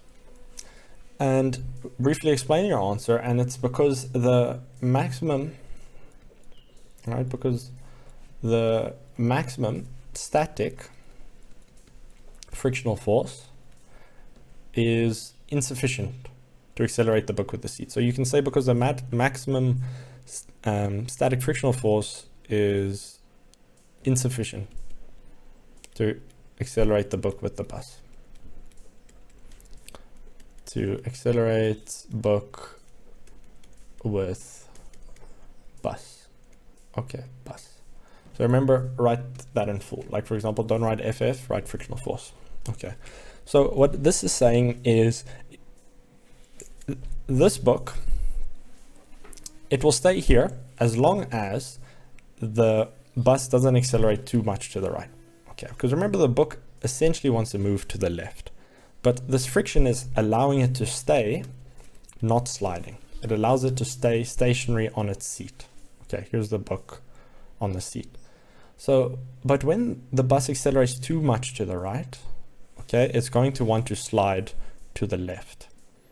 And that will happen when the force to the left is greater than that 0.39. Okay, because this was the maximum friction we can hold. Okay, so if the bus accelerates too much to the right, the book's going to want to slide more than this force. Okay, that's where the fictitious forces comes in, because essentially you can view it as there is a force to the left on the book. Okay, so I know there are a lot of confusing concepts here, but what I encourage you, if you are terribly confused, go through this question again. Okay, but just look at the questions and look how we handled the questions. The way we handled the questions were quite straightforward. It's just methods we've used before. So I know some of the concepts might be confusing, but if you just tackle the questions, it's exactly what we've done before. Free body diagram, static friction, F net equals MA. I know there's a bit of confusing thoughts, or the physics is maybe not that clear, but if you just stick to the methods, there are basic methods. So I hope this discussion has cleared this up a bit for you. Okay, but yes, I do agree it is a confusing question. Okay. Question 5. Now we're moving on to Newton. Two blocks, mass 1 kilogram. So A is mass 1 kilogram and B mass 5 kilograms are pulled along a horizontal surface by rope 1. They're connected by rope 2. While they're moving, block A experiences a frictional force of 3.9 newtons and block B experiences a frictional force of 19.6. After rope 1 has pulled the system for a half a second, 0.5 seconds, rope 2 snaps. The velocity of block A is represented against time on the graph below, which is not drawn to scale. Okay, so you can see here that block A was moving along here at this until this velocity, and then obviously when this rope broke, then we were just pulling block A, and then it started going a lot faster. Okay, so here's velocity and this is time. So we know that the gradient represents acceleration. So currently it was accelerating like this when it was connected to B. When it snapped, obviously there's a lot higher acceleration. Let us have a look. So define acceleration. Acceleration is the rate of change of velocity. That comes from the equation. This is the equation for acceleration, rate of change of velocity. 5.2. Use the velocity time graph to calculate the magnitude of the acceleration of the system while the force of rope 1 is being applied before rope 2 snaps. Okay, so remember rope 2 snaps this way, so it's a bit before. Okay, so we have a velocity time. You can use the AVX thing where if we want to go from velocity to acceleration, we have to use a gradient. Okay, so what we do is we just say acceleration is the gradient of this graph. The gradient of vt, and that's just equal to 1,2 over 0,5, and this we get 2,4 meters per second squared. Okay, just magnitude. 5.3, state Newton's second law. So there's two statements. So the first one comes from F net is equal to ma, so that's statement 1, and then statement 2 comes from F net is equal to delta P over delta T. All right, a lot of the definitions come from formulas and you can use them to help you. So the first statement, it says, when a net force acts on an object, the object accelerates in the direction of the net force. This acceleration is directly proportional to the net force, so it's directly proportional to that, and inversely proportional to the mass of the object. Okay, I'm not going to write out the whole definition. What I'll actually do is I will just copy it from the memo. There's the first statement that comes from F net equals ma, and number 2 is a lot shorter one. It says the net force acting on an object is equal to the rate of change of momentum. Okay, because this is change in momentum over time is a rate. So rate of change of momentum comes from those formulas. Okay, 5.4, draw a labeled free body diagram showing the horizontal forces acting on block B in the first 5 seconds described. So before there's a snap. The relative sizes of the forces must be clear. Okay, so remember this acceleration. Let's talk about this. So it's kind of what we spoke about before, where the book can't be accelerating more than the bus. Okay, so when these things are attached, right, and we're pulling this way, this block cannot accelerate more than this block. All right, so they act as a system, so they have the same acceleration. Okay, so this graph over here is representative for both block A and block B, okay, before they snap. After they snap is a bit different, but this line over here represents exactly for A and B. Okay, so what's important there is we know there is an acceleration to the left. Okay, so we know there's a net force to the left. If there's acceleration to the left, net force to the left. That's from Newton's second.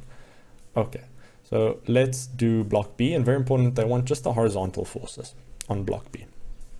So if we bring up block B, here's block B. So we know there's friction. So friction is going to act that way because it opposes motion.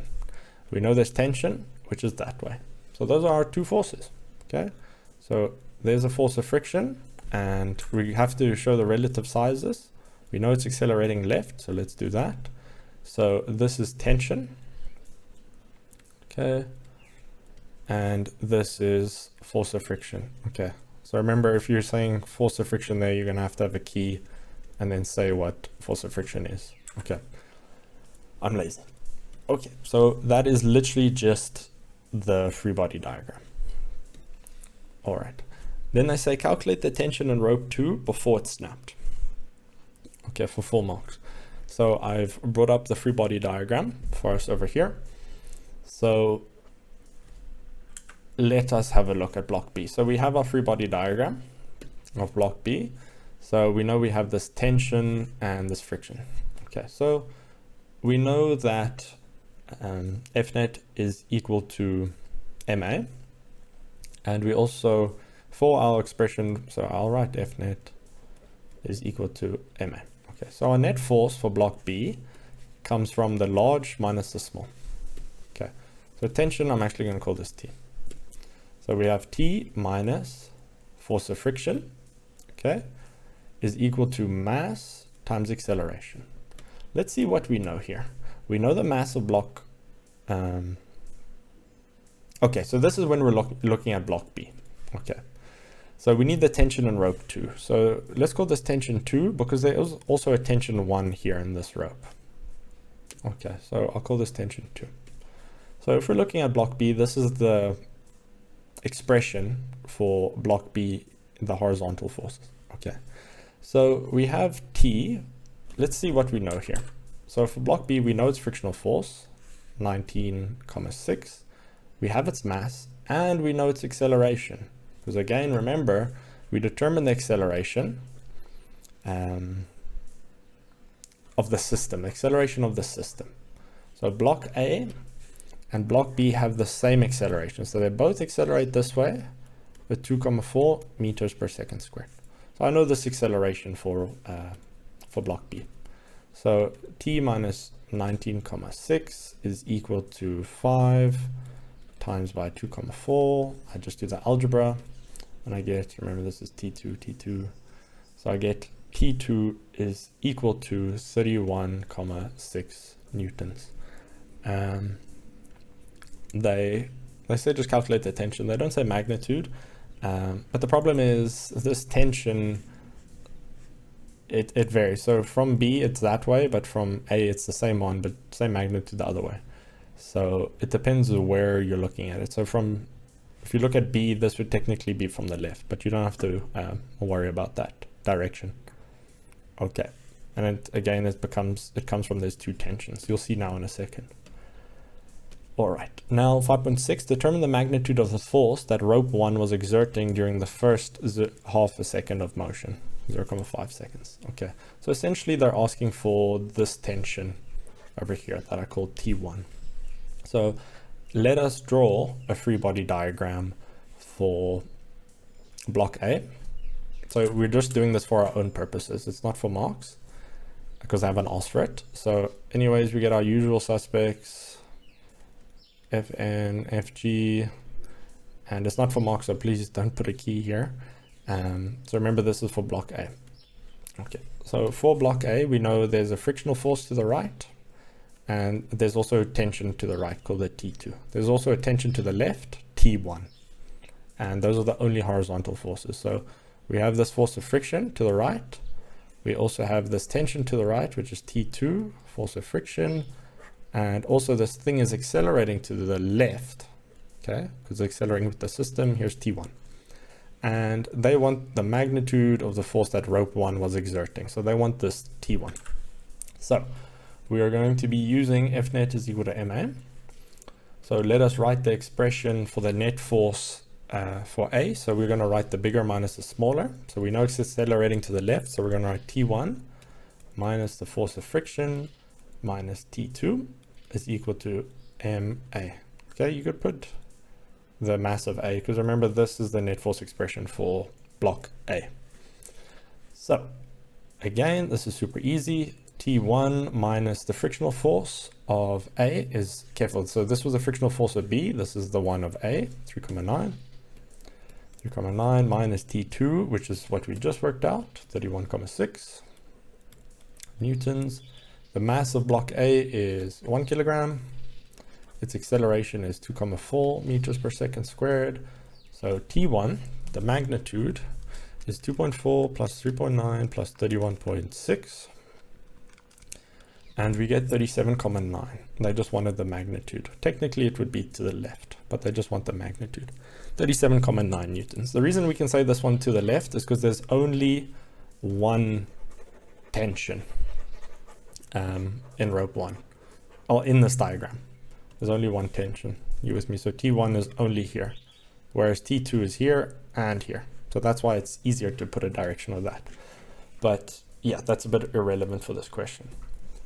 Okay, So there we go for 5.6. Hope everyone is seeing how easy it is and seeing that it's not too bad. Now let's look at 5.7. Interesting question. They say the velocity of block A from the graph on page 12. So we've seen this one already. It's just, it's shown here on this dash line. So this in bold over there. So you'll see it's exactly the same as what we've dealt with before, but now this is a dash line. So they gave this earlier to us in the question. They gave it here. Okay. So they've just repeated it with a dash line. They say on the set of axes, draw the graph to represent the velocity of block B over the same time period. No velocity values are needed. Okay, so let us analyze. We spoke before and the system moves together until they snap. The system moves together. So block B has to be on the same line because remember it has to have the same acceleration. Right, I went a bit too far there. But the main point is it just goes along this line. So let's imagine this is a straight line that I drew there. Okay, so until the 0,5, they have the same velocity, same acceleration because it's one system. They're connected by the rope, one system. Okay, now some students might say this vertical line, but does the velocity die out immediately? Right? I want you to think if you were pulling maybe a younger brother or sister on a flat road, you get like one of those like car, you know, those like mini car models, and you're pulling them on that. Okay, so you got a rope and you're pulling them on a flat road and you're walking along at a constant, well, you're walking along at a speed, you could be accelerating and then the rope snaps. So that kid in the little model car, they're not going to just instantly stop. They're going to slow down until a stop. They slow down until a stop. Okay. So this one, you don't have to, it doesn't exactly have to be, you don't have to get this exact gradient proper. Exact, right? Because there's not enough information for that. The main point is you get a mark for just showing that it's a decreasing line. Okay. So not an instant drop. Right? Think about the kid in the model car. It is going to slow down. It's not going to instantly go to 0 meters per second because imagine the whiplash from that, right? It just slows down, okay? Because if you look at block B, right? If we go back, where did we do free body diagram of block B? Okay, so this is a free body diagram for block B. Okay, when the rope snaps, this tension is non-existent. So do you see how there's a net force to the right? So we're going to be accelerating to the right, okay? Or you could view that as a deceleration. So block B would still move to the right, but it would be accelerating, sorry, it'd be moving to the left, but accelerating to the right, okay? Or that's known as deceleration, negative acceleration, until it slows down. But its acceleration, it doesn't instantly, its velocity doesn't instantly go to 0, okay? So the line just needed to be a general shape like this. You get a mark for the same shape and a decreasing velocity. Okay, I hope that was clear. Question 6. We are now momentum and work energy power. So a ball is kicked along the ground towards a wall. It hits the wall traveling at 4.5 meters per second horizontally. The ball bounces off the wall with a horizontal velocity of 2 meters per second away from the wall. The ball is in contact with the wall for this time. And the ball has a mass of this. All right. Define impulse. So impulse comes from this formula. So F net delta T is equal to M delta V. Okay. So let me show you on the formula sheet. This formula doesn't exactly come from, sorry, this definition doesn't exactly come from a formula. You've got to move some things, right? So it comes from here, okay? But we need to realize, so what you guys would realize is impulse is J. Okay, what you should remember, its symbol is J, not its units, its symbol is J. This is impulse. This is also impulse. Instead of this, I could write J. You see how it's the same thing? Because here we have M delta V, which is the exact thing over there. Okay, so the definition doesn't come exactly from here, but it comes from the statement over here. So impulse, J, is equal to the product of net force and the time for which it acts. Okay, so the product of the net force and the time for which it acts. So it comes from this. F net times, also known as product, the time for which it acts. All right, 6.2.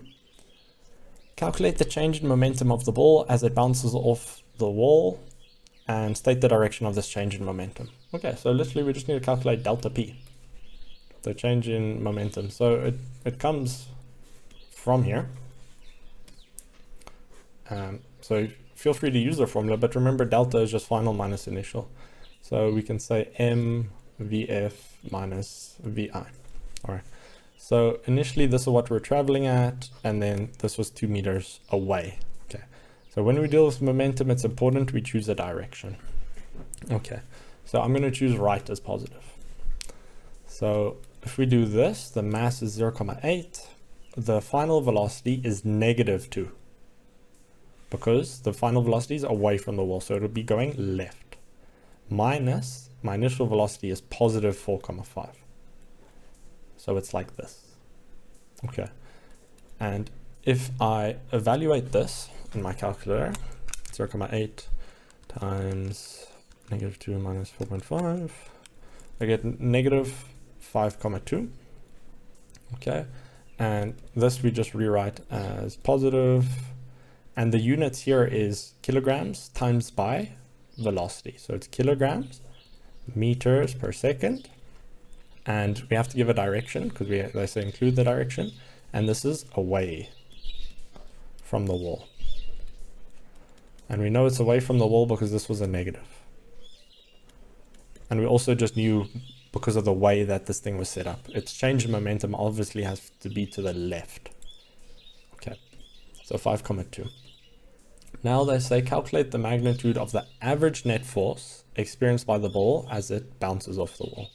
So they're asking for F net. So what we can do is we can use this equation. There's a few you can use here. I prefer this one over delta T. So we know delta P, we just worked it out. It was literally here. Okay, but be careful, we're using the negative value. Okay. Well, it doesn't really matter we use the negative value because it says magnitude here, but I'm going to do it anyways. So -5.2 over the change in time. They gave us over here 0.26, whoops, 0.26. And that gives us -20, okay, which is just 20 newtons. Okay, the negative just shows because the net force will be to the left. That's why it's a negative. Okay, but they just want magnitude. So technically you didn't even need to put this sign here. Okay. So, but yeah, obviously there's a net force to the left if the ball's changing direction of its velocity. Okay. There will be an acceleration to the left because the change in velocity is to the left. If the time of contact between the ball and the wall is reduced, would the magnitude of the force that the ball experiences be greater than, the same as, or less than the magnitude of the force that you just determined? Write only the appropriate phase. So I will repeat the equation. F net is equal to delta P over delta T. So we know that F net is inversely proportional to time. So what is happening to time? They say the contact time is reduced. So this thing is being reduced. They're inversely proportional. So the net force will be greater than. The magnitude will be greater than. So that is what we write. We just write greater than. 2 marks. Okay. So remember this proportion stuff. It comes up often. So just go back to the formulas. Okay. They say the ball is kicked again, but this time it hits a glass door instead of the wall. The ball hits the glass with horizontal velocity of 5 meters per second and breaks the glass. After breaking the glass, the ball rolls a distance of 0.9 meters before coming to rest. So here's some important statements. Coming to rest, velocity 0. The ball experiences a frictional force with a magnitude of this. So this is our frictional force as it rolls. Okay, state the work energy theorem. So work energy theorem comes from this formula, delta EK. And it says the work done by a net force on an object is equal to the change in kinetic energy of the object. Okay, it comes from that formula. question 6.6. They say calculate the magnitude of the velocity of the ball just after the glass broke. So what's important here is there are separate stages of motion we can consider. So just like if we do vertical projectile motion, well, I don't even need this. So just like we did earlier where the ball was thrown upwards, reaches its maximum over here, then it goes back over here and then hits the ground. Okay, there's different stages, right? So here you can call this stage 1, stage 2, stage 3, and stage 4. And you can interpret between any of these stages, right? So this velocity is just, let's call this just m. So some velocity m, let me call it v1, or let me call it v3, and this is v4. So depending how you look at it, right? And let's call this v1, v2. Depending how you look at it, v1 can be your initial and v3 can be your final, okay? But if you look between v3 and v4, this is your initial and this is your final, okay? The reason this discussion is important is because it comes up in momentum and things like that this often. Okay, so it's important to think in stages. So let's consider a stage. We have a stage where the ball is rolling and it hasn't hit the glass wall yet. It's rolling at 5 meters per second. Okay, then, so this is one stage. Then another stage is this glass wall is broken. Did they say wall? Glass door. This glass door is broken and now the ball is going but at a slower speed.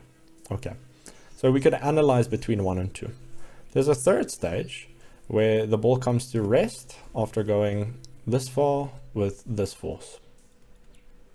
Okay, so what would happen in that case is this glass door is still broken, but what has happened now, the ball that was here has now moved over here with the velocity is equal to 0.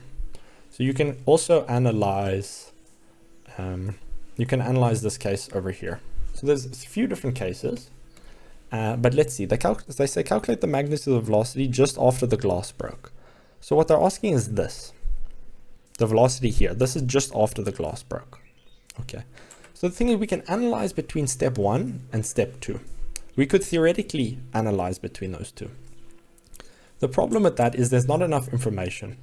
Okay, if you do a momentum calculation, there's just not enough information between that. Okay, but so what we need to do is we actually need to do between 2 and 3. And another important thing is what was the previous question? This was the previous question, 6.5. We're on 6.6 now. They say state the work energy theorem. When they ask you the definition, what do you think we're going to be using? What concept are we going to be using here? Work energy theorem. Okay, it comes up. This is what they do, guys. You can write this immediately. We know we're getting into that. Okay, but now let's think about net work. So work comes from this formula. Where can I put it? I'll put it up here. Work is force times displacement. Okay, that is work. Do we have a force? Yes. Do we have a displacement? Yes. And so this side is sorted, and then here we're going to have some final velocity minus some initial velocity, essentially. So we need to know at least one of these. And because we're trying to find this initial velocity, do we know the final velocity? We do. So then let's get into this calculation. Okay. What we can do is we literally just say this network is force times distance. So we can say it's force times displacement is equal to delta EK. So here the force is 5,5 and the displacement to the right. So remember the right is positive. Okay. So the right is positive. It's a bit of a mess over here. Let me put it down here. So we know the right is positive. Okay. So we have this force. The force is acting to the left though. Okay, so this force will be negative. The displacement's to the right, so that displacement is positive. Okay, you'll see why the sign is important now. Okay, then this is the final kinetic energy. So we know that the mass, where's the mass of the ball? They said it here, 0.8. Okay, so the mass is 0.8. The final velocity is 0. Remember kinetic energy, we square the velocity, minus a half, same mass. And now this is the velocity we're trying to find. Okay, just after the glass broke. Okay, and you'll see why these negatives come into play now. Okay, so this just gives us 0. And what we get is 5.5 times 0.9. So this gives us negative that. And then this is why this negative is important. Okay, and because here we get negative 0.4 of v squared. Okay, so again, if you didn't have this negative, you're going to be rooting a negative number, square rooting a negative number, which we cannot do. Okay, but here we're just going to get v squared is equal to 4.95 divided by 0.4. So is this 12,375. So then v is equal to, we just square root this, and we get 3,52 meters per second. Did we need direction? No, magnitude. Okay, let's do a sanity check. So sanity check just means, does our answer make sense? This velocity cannot be greater than the velocity before the glass hit. This velocity was 5. So we need to be less than 5, because some energy is going to go into breaking the glass and things like that. This is less than, so we're probably right. If you get a velocity that's more than, yeah, you've made a mistake and violating some fundamental laws of the universe then. Okay, but at least it gives you an idea if you need to try again. All right, 6.7. How much energy was transferred from the ball when it broke the glass? The time and displacement during the glass breaking can be ignored. Okay, so they say how much energy was transferred when it broke the glass. So now we're going to need a calculation of energy. Okay, but here we know that we have a change in kinetic energy. Okay, and then whatever the difference of the final kinetic energy minus the initial will be the energy that is transferred from the ball, right? So because we're going to have some energy here, okay, let's say this was 50 joule. And over here, as soon as it's after at stage 2, this might be 30 joule. So if you do the difference, all right, so this would be the initial and the final. If you do this difference, 30 minus 50, you're going to get negative 20 joule. And that negative 20 joule was lost in the breaking process. That's why what we do here to work the energy transfer, we just work out delta EK. And again, we just worked out this, and the fact that we just worked that out is probably means we're going to have to use it in the next step. So if you don't know what to do, remember you can always use what you just did. It often guides you into, you're probably going to use it in the next question. So you can use that if you're a bit lost. So delta EK is equal to, and we'll do EK final minus EK initial. All right, so the EK final is a half, 0.8, and its final velocity we just worked out, 352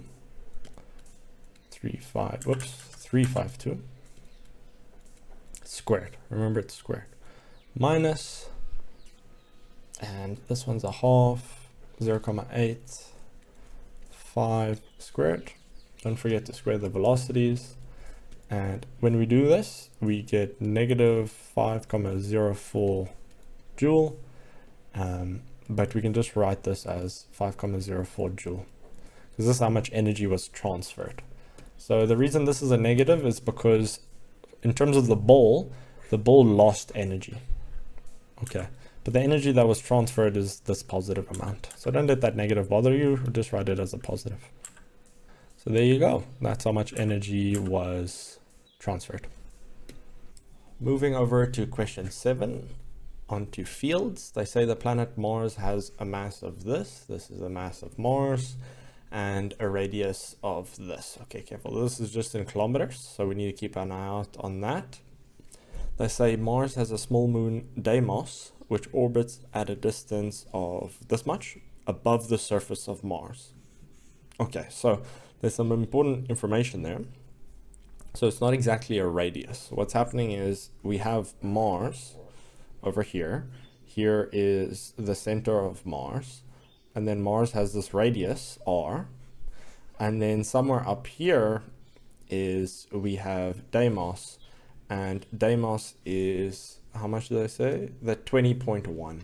Okay, so this distance from here, the surface to the center of Deimos, is this 20,1 times 10 to the 6 meters. Okay, so that's an important thing over there. And they say the mass of Deimos is this much. So here's the mass of Deimos. So if they say it's a small moon, but obviously this is a really big mass, but obviously it's all relative. Okay, so let's get into it. They say calculate the magnitude of the force that Mars exerts on Deimos. Mars exerts on Deimos. So what we're going to have to do is use Newton's universal law of gravitation. So we're going to be using this formula. Whoops. F is equal to G times by M1 times by M2. I don't know why I'm writing it like that. You can just write them next to each other. G, M1, M2, all over the radius squared. Okay, the radius squared. So just be careful with that. So I've just said that this is the radius squared, but this r is actually the distance between the centers. So it would be this total distance. Let me use a different color. It would be this total distance from here all the way to the center. Okay, and remember this is r, this radius over here. So you're going to see how that comes into play when we start substituting. Okay, so G is the universal gravitational constant. On your formula sheet, it is this times 10 to the minus 11. Then the mass 1, we could put Mars or Deimos. So it's this thing over here. The SI units that we use are kilograms over here. And Deimos's mass 1,48 times 10 to the 15. Everything here so far is in normal units that we normally work with. And then for R, what we're going to have to do is add this to this value over here. Okay, but be careful, this is in kilometers. All right, this one is in kilometers and this one is in meters. So we're going to have to convert that into meters. So what I would do is just do this times 10 to the 3. That will convert it to meters. Okay, but essentially you just times this by 1,000. So you could have done that in your calculator and then shown that over here. So I'm going to write it like that, plus the 20,1 times 10 to the 6 meters. Okay, now remember, do not forget to square this. A lot of people forget to square this radius value. So it is r squared, the distance between the centers. Okay. Remember the r looks like it's radius, and it normally is, but it's a distance between the centers. Okay. So normally if we're just working with one planet and something on the planet, then you can use the radius. But if you're working between different things or above the surface of a planet, then the r is the distance between the centers. So that's why it's this total distance over here in orange, the sum. Okay. Is everything fine over there? Yeah, everything's in meters, sorted. Okay. So if you do this in your calculator, you should get a value of 1,15 times 10 to the 14 newtons. Okay, that would be our answer over there. They then give us these three statements. They're given about the force that Mars exerts on Deimos. So we have three options. Mars exerts a greater force on Deimos than Deimos exerts on Mars. Mars exerts a smaller force on Deimos than Deimos exerts on Mars. Mars exerts the same magnitude of force on Deimos as Deimos exerts on Mars. Okay, a lot of reading over there. So we have to indicate A, B, or C is the correct statement and give a reason. Okay, so the correct statement here is C. And it comes from the Newton's universal law of gravitation. The definition goes something like, according to Newton's universal law of gravitation, every particle attracts every other particle in the universe with a force that is proportional to the product of their masses, inversely proportional to the square of the distance between their centers. Okay, But what it essentially is saying in that is every particle attracts every other particle with the same force. Okay, so it would be the same magnitude of force. And so we would say here C. And the reason this comes about is because of Newton's third law. Okay, so it wasn't exactly from Newton's universal law of gravitation. It comes more from Newton's third law. Okay, so right now the Earth is exerting a force onto you. Okay, so for example, if you had to jump from a safe distance, okay, so maybe a safe distance, maybe just you're skipping a few stairs and you jump down, the Earth is pulling on you, okay, but the Earth is always pulling on you. But it's more, we see it more in free fall. A better example is if you throw a ball upwards. What happens is the ball comes back down because the Earth is pulling on it, right? But what a lot of people don't realize is the ball is also pulling on the Earth. Okay, and that comes from Newton's third law. All right. I don't know why I wrote Newton's law third. Okay, it should be Newton's third law. Okay, but it comes from Newton's third law, that if the Earth is pulling on you, the opposite force in of equal magnitude, opposite direction, would be the force of the ball on the Earth. Okay, so that answer there is C. If we look at 7.2, we have a charged ball with a mass of 3 grams is suspended. So remember, we're going to have to convert that to, well, we might have to convert that to kilograms, because that is our SI unit in physics of mass. And they say it's suspended by a light non-conducting string in a uniform electric field of this much. So this is the uniform electric field strength. So if we look at our formula sheet, this is E. This is E from our formula sheet. If we look at the gravitational electric fields formulas, that is E. The ball's carrying a charge of this, so this is the charge Q. Also maybe little q, you could write it with little q. And the diagram's not to scale. So we have this going for us. There's the charge, the mass, the electric field. So define electric field at a point, and electric field is the force per unit of positive charge. Okay, it comes from this formula. E is equal to F over Q. So electric field is equal to the force per unit of positive charge. Okay, so the definition comes from that formula, just like we've discussed before, how a lot of these definitions, you can use formulas to help you and guide you.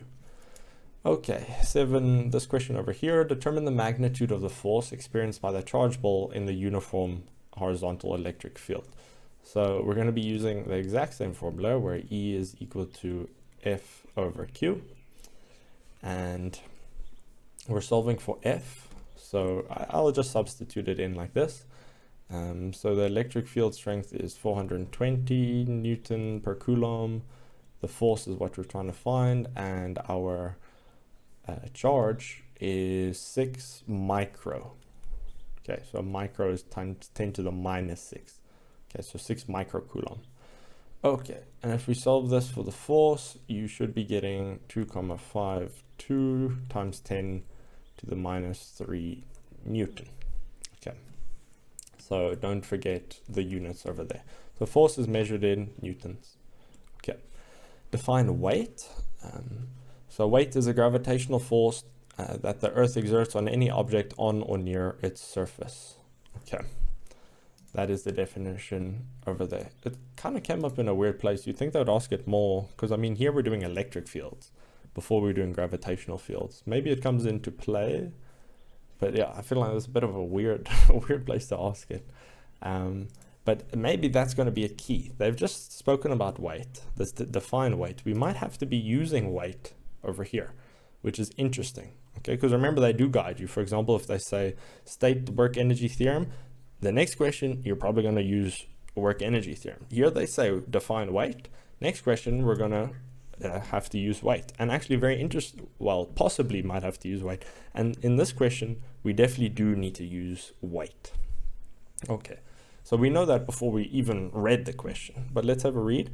So they want us to calculate the angle theta between the light string and the vertical. So they want us to calculate this angle.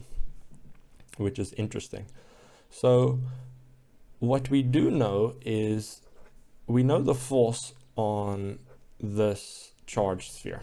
Okay, we know the force is this way. We got that from this question over here, 7.22. And we know it has a weight. Okay, and the thing here, it is just being suspended, and it's currently stationary over here. They don't exactly say it's stationary, but we can assume that. All right. So the thing is, we know that we have a tension over here. But what we can do is we can actually separate this into its components, tension in the X and tension in the Y. All right. And when we do that, we know that tension in the Y is equal to Fg. Okay. And we know that tension in the X is going to be equal to our force to the side. Okay. That force that we got, this force over here.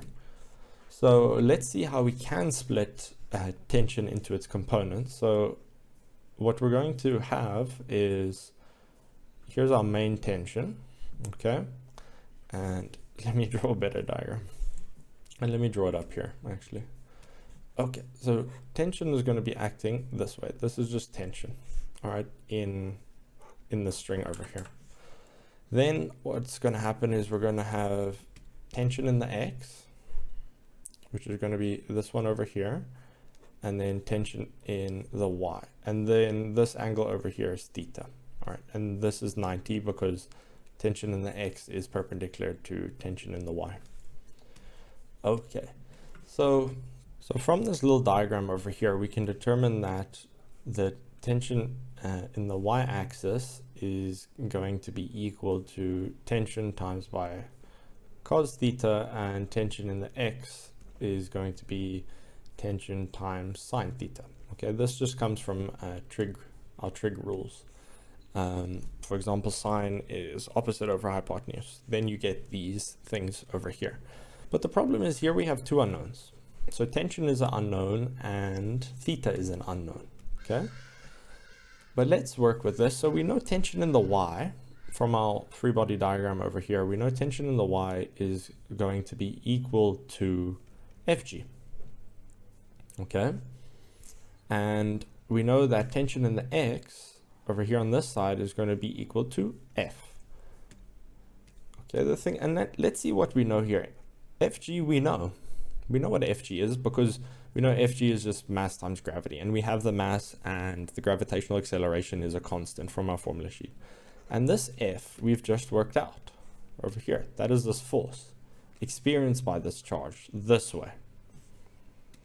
Okay, so we have two unknowns and we don't really have two equations. This is the issue here. But the thing is, what you'll notice, if we divide these things, okay, if we divide these things, what is possible is we can then eliminate this. If we divide, we can eliminate this t. Okay, because let me show you. Let's say if we say, let's look what happens if we say t of x over t of y. Okay, that's going to give me t cos theta, sorry, t sine theta over t cos theta.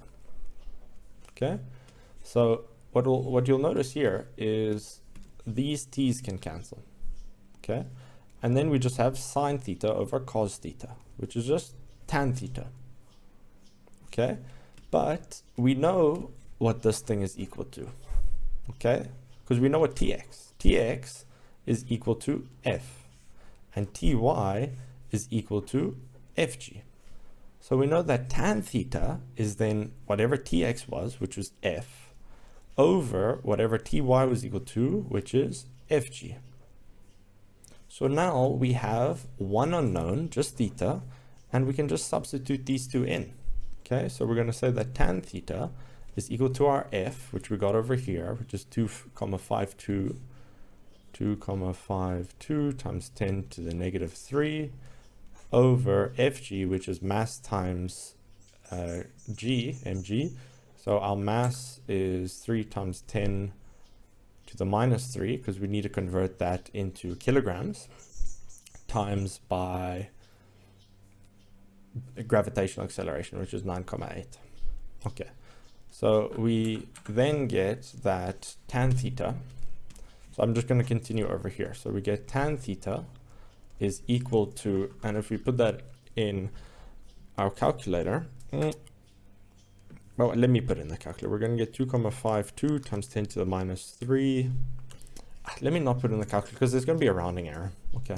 But the thing is, we're trying to find the angle. So what we're going to do is just say tan minus 1 of this thing over here. Okay. You don't have to show this. You can just write theta is equal to. So I hope you guys are fine with this step. So we just do shift tan of this 2,52 times 10 to the minus 3. But then that thing is divided by 3 times 10 to the minus 3 times by 9,8. And what you should get for your angle to 2 decimal places is 4,90 degrees. Okay, so yes, the maths here, particularly this step of knowing to divide these two things, is a bit tough. But the thing is, we had this unknown that we needed to get rid of, this t. So it is a bit tough. I'm sure you could solve this simultaneously, but this would be the easiest way to do it like this.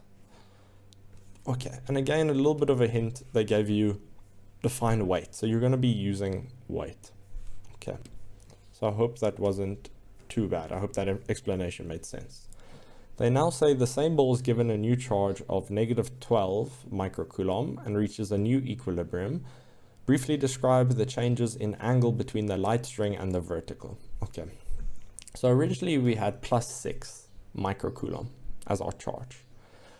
But what happens now is we have negative. So obviously the ball, is it a ball? Yeah, this charged ball is now going to be going on the opposite side. Okay, because it's the opposite charge, it's going to now go to the opposite side. And also this charge is bigger. So what's going to happen is this angle now is going to be bigger. Okay, because it's going to be being pushed more to the right. Okay, so what we would say, the angle would increase. So the angle would increase. Okay, that's essentially our first point. And then we would say, but the angle would be in the opposite side of the vertical. The angle would be on opposite side of vertical. Okay, let us move on to electric circuits. The circuit below is a simplified diagram of the setup of a headlamps and starter motor in a car. So there's a lot of weird stuff going on here, but let's have a look. So here we have our cells or our battery. We have ammeter here, A1, ammeter there, A2. Got a voltmeter here, some resistor, starter motor over here, resistor, and we get power ratings of the resistor and these switches. Okay, so what you'll realize immediately is everything has the same voltage. If these switches are closed, everything would be the same voltage because everything here is in parallel. Everything here is in parallel. Okay, all the resistors are in parallel, let me say rather. Okay, so that's important. What else? Let's have a read. The headlamps are identical. We can see that over there with their resistances. Each headlamp has a constant resistance of 12 ohm and rated at 55 watts. This is its power. This is its resistance. The starter motor has a resistance of that. The battery has an unknown EMF and significant internal resistance R. Okay, so we know somewhere we're probably going to be dealing with this formula. Okay, so keep an eye out for that on your formula sheet. Keep your eyes focused on that little block that contains this formula and that other formula, the V load plus V internal. All right, define EMF. So EMF is the total energy supplied per coulomb of charge by the cell. Okay, total energy supplied per coulomb of charge by the cell. Let us read now. So switch S1 is kept open. So this one stays exactly the same. But now switch S2 is closed. Okay, so what we know is nothing's happening on this side. Current can't flow there. Current is now just flowing on the right.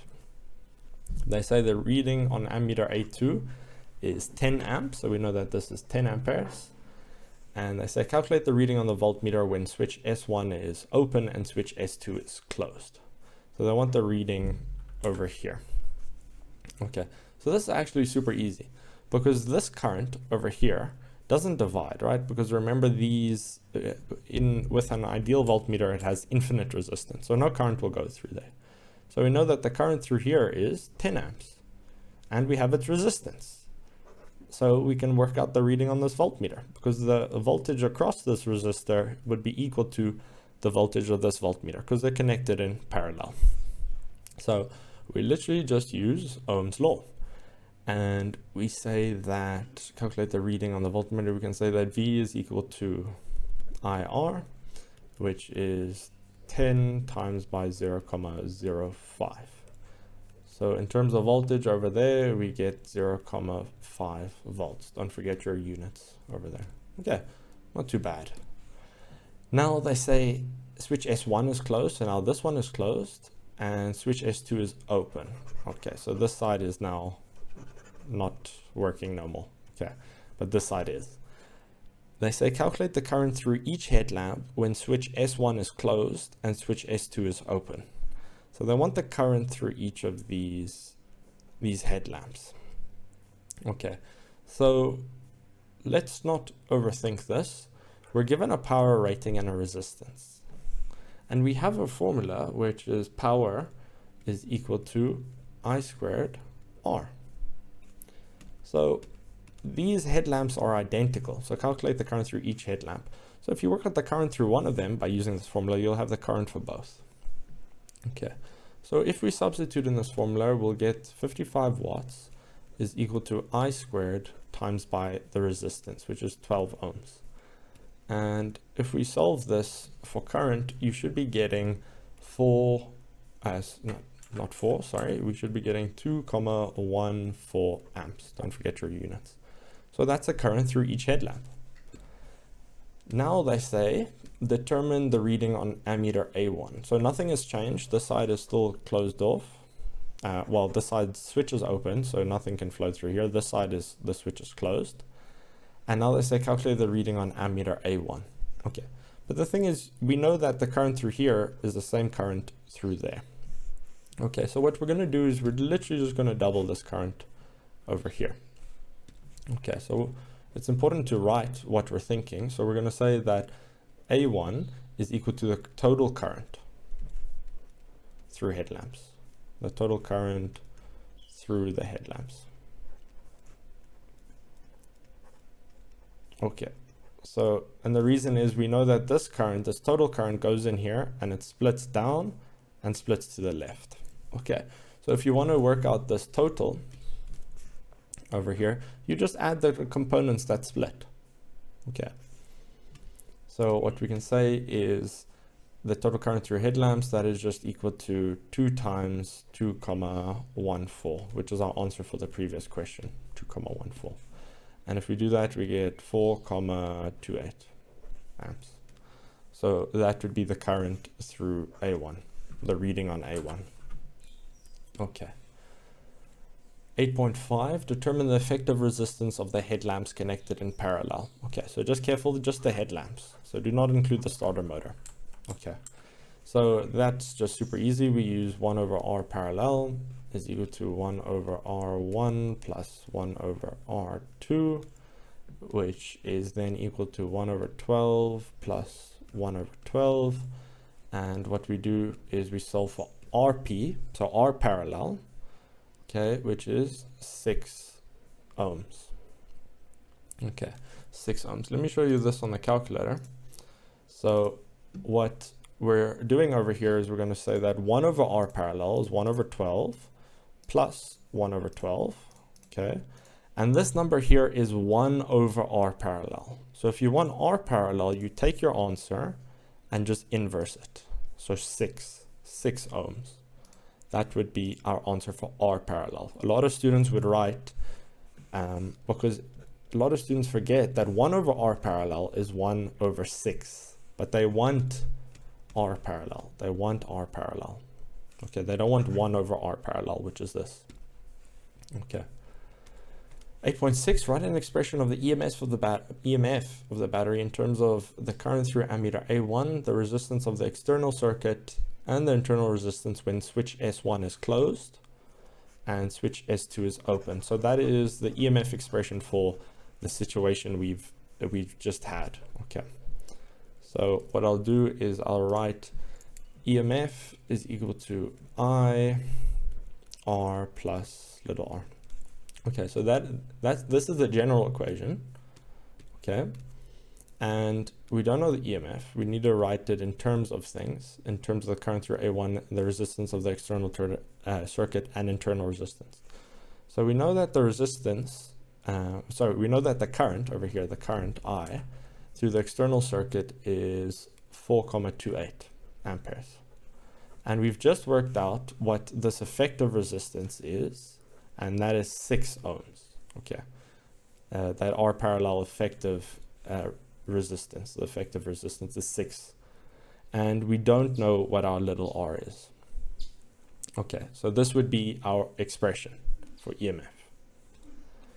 Now they say switch S1 is now opened, so it's opened over here, so this current state we see over here, and switch S2 is closed. So now this thing is falling away.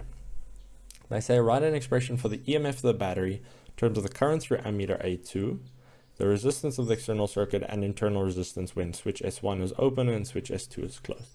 So they want the exact same thing, but now obviously we're going to have different current and different external resistances. Okay, so this is the general formula, and EMF is equal to, so they told us this current, right? They told us it's somewhere. Where did they tell us? Was it over here? No, they told us over here that reading on ammeter A2 is 10 amps. You can see I've put it over here.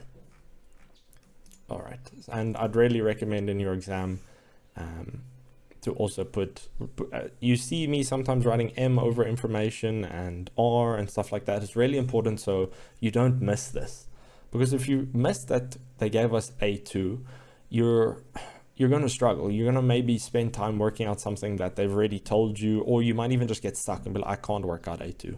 But the thing is, they told you. So make sure you absorb all information possible. Okay, it's kind of just like math paper 2, where you have to take in all the information. What lines are parallel?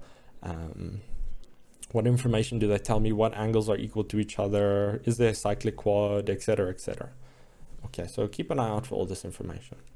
So our current is 10 amps, and in this case, the external resistance is 0.05 ohm, and little r is still the same. Okay, because it's the same battery. Okay, so that r is still little r over there. Okay, so this is the expression over there. They say now use your expressions from these questions to determine both the EMF and the internal resistance of the battery shown. So they want little r. Okay, so our two expressions, I'll write them for us. The one was EMF is equal to 4,286 plus R. So we could write this as 1. Then the second one is EMF is equal to 10, 0.05 plus R. Okay, so we just need to solve this simultaneously. So there's a lot of different ways you can do this. What I'm going to do is I'm just going to say, well, this is EMF and this is EMF. So I know that this thing up here is equal to this thing down here. And that's literally what I'm about to write. Okay, 6 plus R is equal to 10, 0.05 plus R. So I have that, and let us distribute. So if we distribute this in 4.28 times by 6, we get 25.68 plus 4.28 R is equal to 0.5 plus 10 R. Okay, so what we do now is this would just be algebra. So I'll show you the algebra steps. So we're going to get 5.72 R is equal to 0.5 minus 25.68. Wait, what's happening here? That goes across. Okay, no, the other thing goes across like that. So I read that wrong. It should actually be 25,68 minus 0,5 because of the way it goes across. 25,18. So now we can solve for little r. So r is just, we divide both sides by 5,72. And for little r, the resistance is 4,40 ohms. Okay, so don't forget to put the units over here.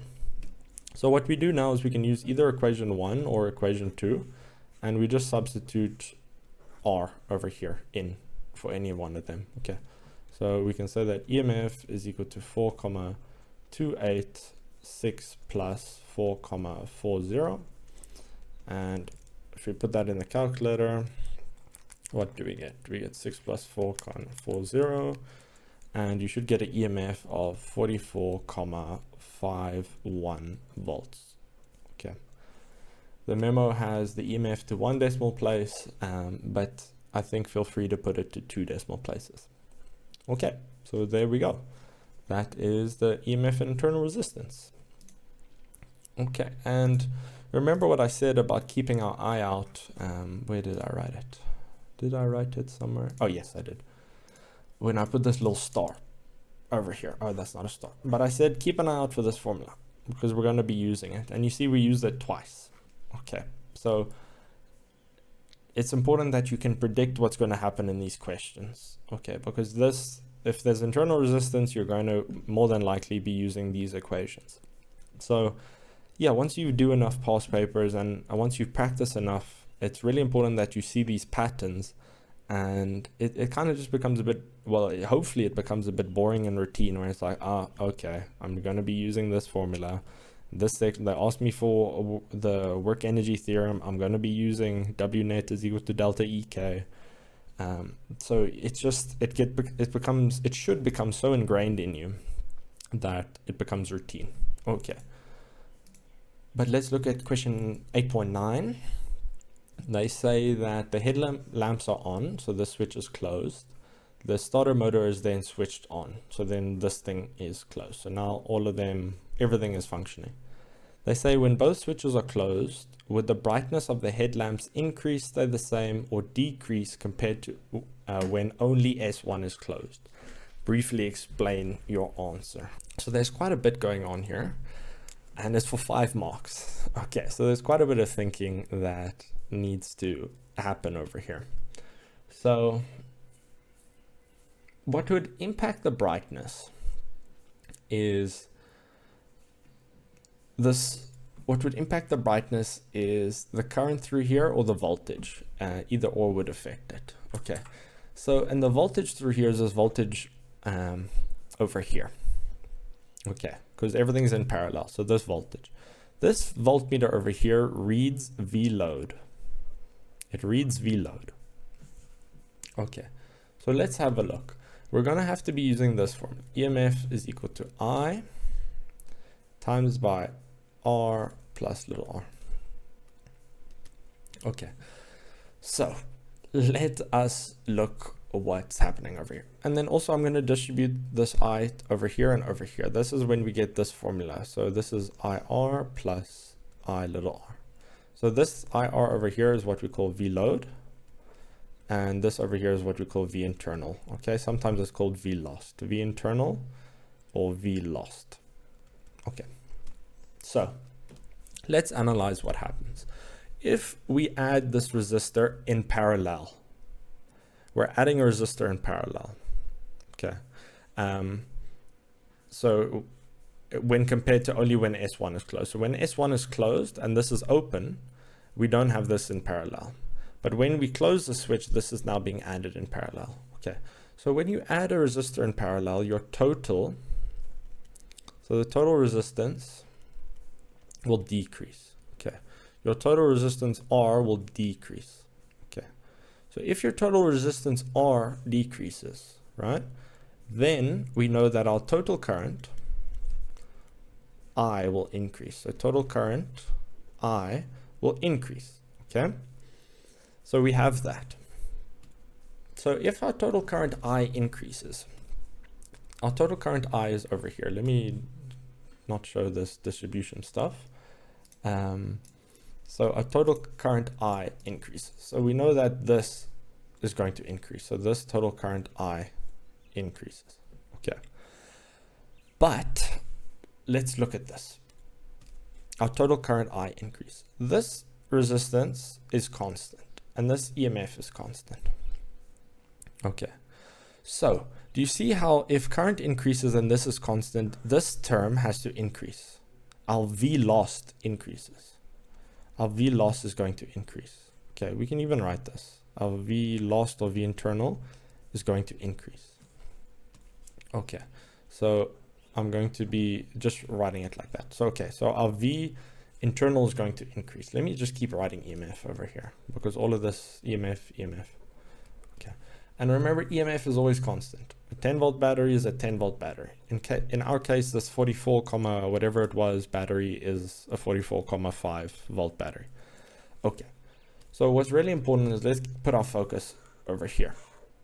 Okay, our focus is over here. Let me just move that arrow a bit down. Our focus is over here. So we have this value EMF is constant. This value is increasing. So to keep EMF constant, V load has to decrease. Okay.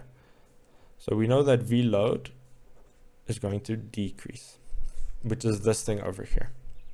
So if V load decreases, that means the voltage across here, which is also V load, because it's in parallel, is going to decrease, which then means our brightness will decrease. Our brightness will decrease. Okay. So very interesting. If we were not dealing with total, if we weren't dealing with internal resistance, these bullet points often come up for brightness. These ones will always come up. But what actually has to happen is we need to interpret brightness. Before we can interpret brightness, we have to deal with this internal resistance stuff. So all of this, well, not so much this, these 2 points come from internal resistance when we're dealing with internal resistance. Okay. So it's not enough for us to do just this analysis and say, oh, well, our total current is increasing, therefore our brightness would increase. No, we first have to do this analysis. Okay. We first have to do this analysis. Then we can determine our brightness is decreasing. Okay. So I'm going to copy exactly what the memo said. So over here is exactly what the memo said. Okay, so it says as the starter motor is added in parallel, the overall external load resistance decreases. Okay, I prefer to answer in bullet points like this, but the main point here is resistance decreases, which I have over here. Okay, this increases the current through the battery, causing the lost volts to increase. Okay, so if we first look there, the current through the battery increases, or the total current. That causes the lost volts over here, the lost volts to increase. Lost volts to increase. So that's what I have over here. Then that reduces the terminal voltage, which is this V load, okay, which is the voltage across the headlamps, causing the current through them to decrease, causing their brightness to decrease. Okay, what I don't have here is causing the current through them to decrease. We should probably have that. Okay, you would say the current through the headlamps. The current through the headlamps would decrease. Okay, because when we're talking about brightness, it's good to talk about current. Okay, so that's one step that should have been here. Okay, and there goes the lawnmower. I'll be back. For question 8.10, they said the headlamps are connected in parallel, as we've seen. Why is it important that they're connected in parallel rather than series? So in one of these descriptions over here, I've shown you how the current splits, right? There's multiple paths for this current. So let me change this into red. Let me show you. So what happens is this total current comes here in red. And what happens is it has 2 paths that it can go. It can go in this green arrow down here and this green arrow over there. Okay, so now remember this is for a car. And you got those 2 headlamps in the front. So what would happen if, ideally what you would want is if one of them breaks, that at least you have one headlamp. Okay, you don't want both of them to be broken and non-functioning. So that's why we connect them in parallel, because if one of these breaks, there's still a path for the other one to follow, right? Whereas if they're connected in series, like this, if they're connected in series, what happens if one of these breaks, then there's no flow of current. So that's why. So this is normally a bit of theory that it's quite easy to remember, but it's not often discussed. Okay, so what you could say is that because they're connected in parallel, when if one of them burns out, the other one will still work. Okay, that's what you can say over there. So if one of them, so why is it important they connect in parallel? So when one of them burns out when they're connected in parallel, so you can say if they're in parallel and one burns out, the other one will still continue to work. And then you can say other will still work.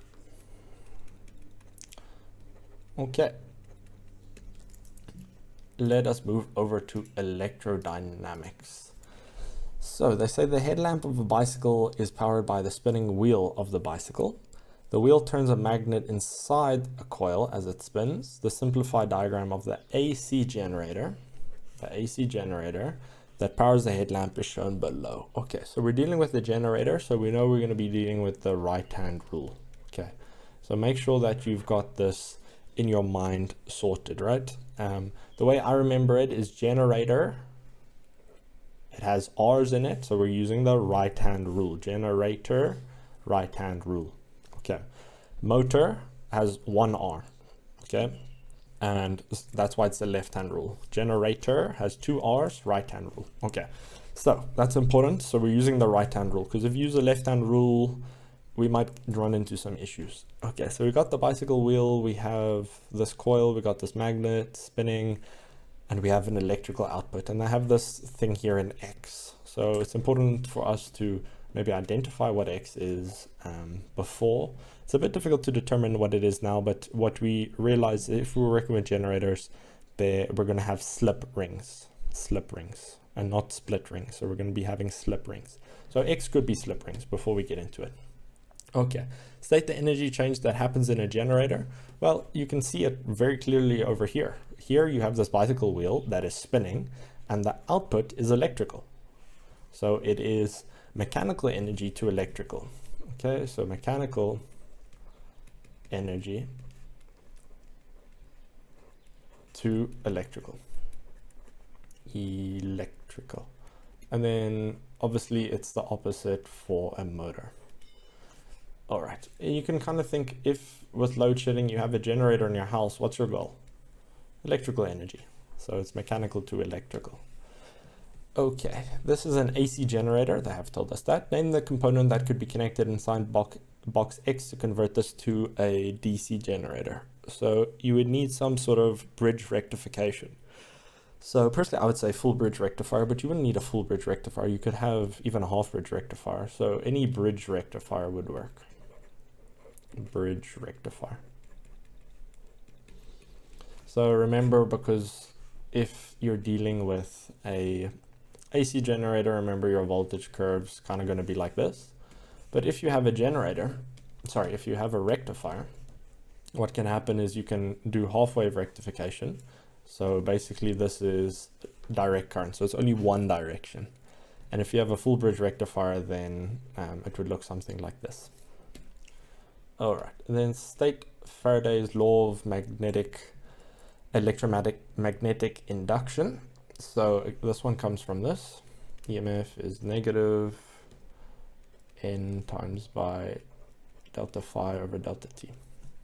So what this says is the EMF induced is directly proportional to the rate of change of magnetic flux. Okay, so here's the EMF. It's directly proportional to the rate of change of magnetic flux. Here we have magnetic flux, this phi thing over here. Here we have the change of it. Here we have the rate of change. Okay, so the EMF induced is directly proportional to the rate of change of magnetic flux. All right, 914. Explain how the spinning magnet generates a current. Okay, so basically what you need to be talking about here is you need to be saying, okay, how are we getting a change in magnetic flux, right? So how are we getting this in terms of change in time? So what you would say here is when the magnet spins, the coil experiences a change in magnetic flux. Okay, so the coil spins So that means, sorry, when the magnet spins, that means that the coil experiences a change in magnetic flux. So a change in magnetic flux. You would write full change in magnetic flux. Okay. So now that we have the change in magnetic flux, this change in magnetic flux induces an EMF. So this changes in current induces an EMF, just like we've seen in the previous formula, induces an EMF, which produces a current. So this EMF produces a current. Okay. So remember, you would write all of this in full. Again, I would prefer bullet points because it kind of keeps you quite focused. So I would say the magnet spins. So first bullet point would be this. Then I would say, okay, that produces a change in magnetic flux, which induces an EMF, which produces a current. So those would be my 4 bullet points. That's how I would structure it over here. Okay. 915 on the sketches, on the axis below, sketch the graph of voltage versus time to show the output of this generator. Show 2 full rotations of the magnet. Label this 915. Okay. So we need to sketch the graph of voltage versus time. So to be honest, you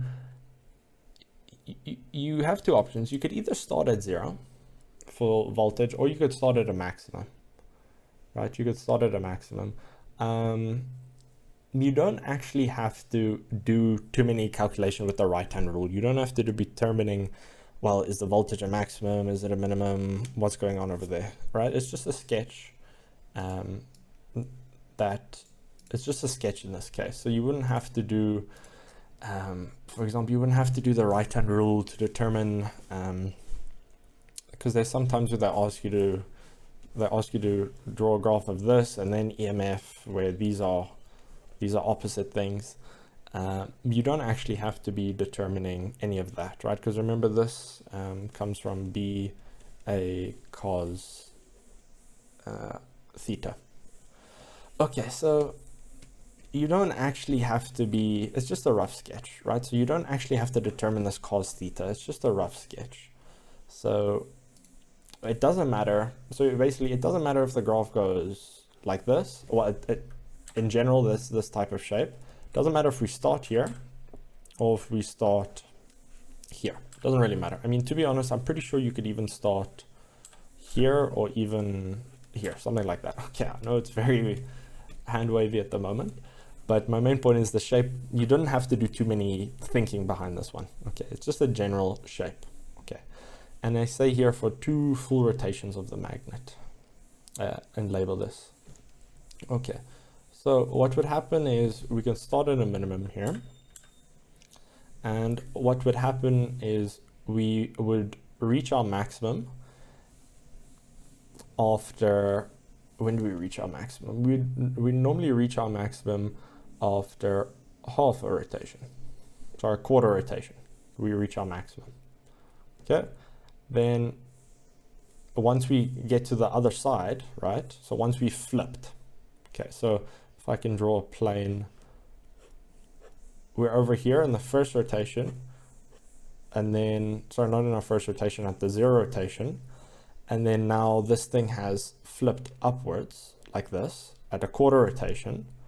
And now this thing is going to be flipping down until it's horizontal again. And so yeah, this is the half rotation when you're back at the same place. Okay, I know my drawings are not the best over there, but yeah, so we have that. So this is currently, here we're at half a rotation. Here we're at quarter. Now here we're at 3/4. Okay, because now we're in the vertical position again, but just at the bottom, the vertical position at the bottom. Okay, I encourage you to spin your calculator. If you hold your calculator flat and spin it clockwise until now it's vertical, and spin it again, now you see you're flat again, but opposite. Okay, so that's why we're over here. Then if you flip your calculator again, you're vertical, but opposite to how it was before. Then if you flip it again for a full rotation, you'll see you're at the exact same spot. Okay, so this is 1 full rotation. Okay, so try flip the calculator and you'll see what's happening over there.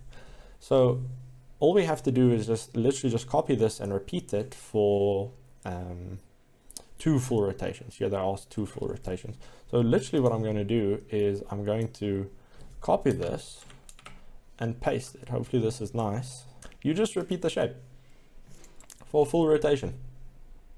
Okay, because if between the orange here was 1 rotation, if you copy it again, that's going to be 2 rotations. Okay, so that's our 2 marks here for 915. And 916, they say on the same set of axes above, draw the graph of voltage versus time for the output of the generator when the wheel turns at half the speed. Label this graph 916. Okay, so what I'm going to do is I'm going to include our formula here for EMF. Okay, so let us have a look. So EMF is essentially voltage. It's this what we have over here. Okay, so what happens is if we turn at half the speed, okay, what's happening is our time is doubled. So we double this. Okay, careful. We're not halving the time, the change in time. We're doubling the change in time. So that means our voltage or EMF will decrease. Okay, because it's inversely proportional, right? So EMF is inversely proportional to the change in time. So if the change in time doubles, that means our EMF will halve. Okay, as long as this is constant, but they haven't mentioned anything about the change in magnet, for example. So what happens is we know that our peaks are going to be half. Okay, so if we peak there, our peaks are going to be half. Okay, but remember, if this is 1 full rotation, okay, what happens is if we're doing half the speed, what happens is we're actually going to be, well, let's rather look at this. So originally this one in blue is 2 rotations. Okay, 2 full rotations. But it's going to take us, if we go at half the speed, it's going to take us, we're only going to be able to do 1 rotation in the time that it took us to do 2 before. Okay, so our whole shape is going to be across this whole thing. Okay, but let's have a look. So we would have peaked. So here's a quarter rotation. So if we are half the speed, we're now actually at 1/8 of a rotation. Okay, and over here, this is half a rotation. So here we're actually at a quarter rotation. So here was a quarter before, but now because we're at half, our quarter rotation is actually here. So essentially what's happening is if I label these dots, okay, so you can see we go 1 dot, 2 dot. Okay, so before it took us 1 dot to peak. Now, if we're half the speed, it's going to cause us 2 dots to peak. Okay, remember, but we're half the amplitude, half the amplitude, or half the voltage. Okay, then if it took us, so if it took us, how many did it take? It took us, yeah, so it took us 1 to peak. Now it's going to, yeah, so let me make that clear. If it took us 2 dots, sorry, rather, if it took us 1 dot to peak, it's now going to take us 2 dots to peak. All right. And now if it took us 2 dots, right? So 2 dots, so 2 dots to get back to here baseline, it's now going to take us a total of 4. So 1, 2, 3, 4. So over here, we now go back to our base. Okay. So what's happened here is, in terms of red dots, here is a quarter rotation for the red dot, and here is for the red line, and here's half a rotation. So, and remember, if we look at the blue lines, this is 1 full rotation, okay, of the blue line. So you see how in the red, we've only done a half, whereas before we've done a full, which makes sense, because we're at half the speed. Okay, so I know right now my explanation might not be the best, but I encourage you to pause and try and make sense of this yourself and look at this yourself. Okay, now if it took us 1, 2, 3 dots to reach our minimum over here, it is now going to take us double that, 6. So here 1, 2, 3, 4, 5, 6. So we're going to reach our minimum down here, but remember half the amplitude. So over here. Okay, but I'm sure you can see the shape now. It is going to look like that. Okay, so here before we had 2 full rotations in blue, but now because it's half the speed, we're only going to be able to do 1 rotation in that same time.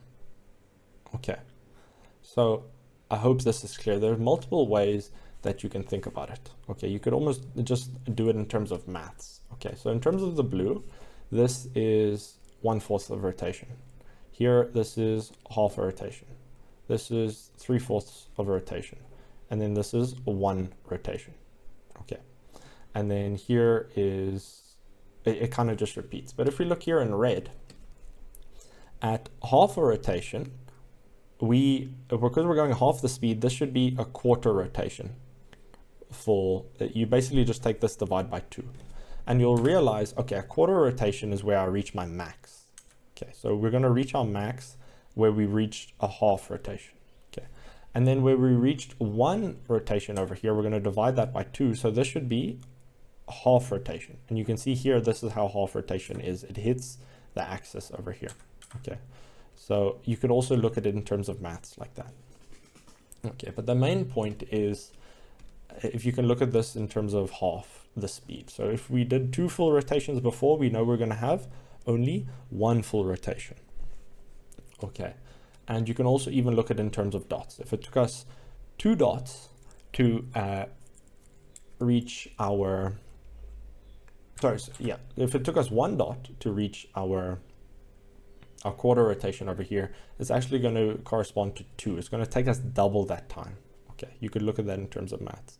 So yeah, I do know that explanation was a bit shaky, but I hope if you could maybe listen to this again or pause and think for yourself, I think, and I hope it will be clear. All right. They now say that the headlamp is connected to this generator with a number of diodes as shown below. So we should know that this is a full bridge rectifier. And over here we have the electrical input from the AC generator, which is then feeding these lines, right, depending on the flow of current. Okay, and they say on the axes given, sketch the graph of the reading on the ammeter versus time when the wheel is spinning to show the current through the headlamp as the wheel spins. Okay, so we know before current would actually look, if we didn't have any bridge rectification, what would happen is current would look something like this.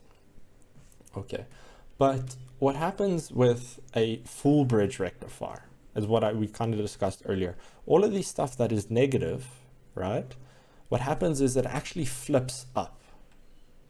It flips up like this. Okay, so what actually happens is with a full bridge rectifier, your current is actually going to peak like this, and peak like this, and peak like this, and peak like this. So I don't think the number of these kind of peaks matter. So the number of these, I would put 4 to be honest, because that was, if we looked at the rotations, well, to be fair, there were, yeah, because this represents 2 rotations, right?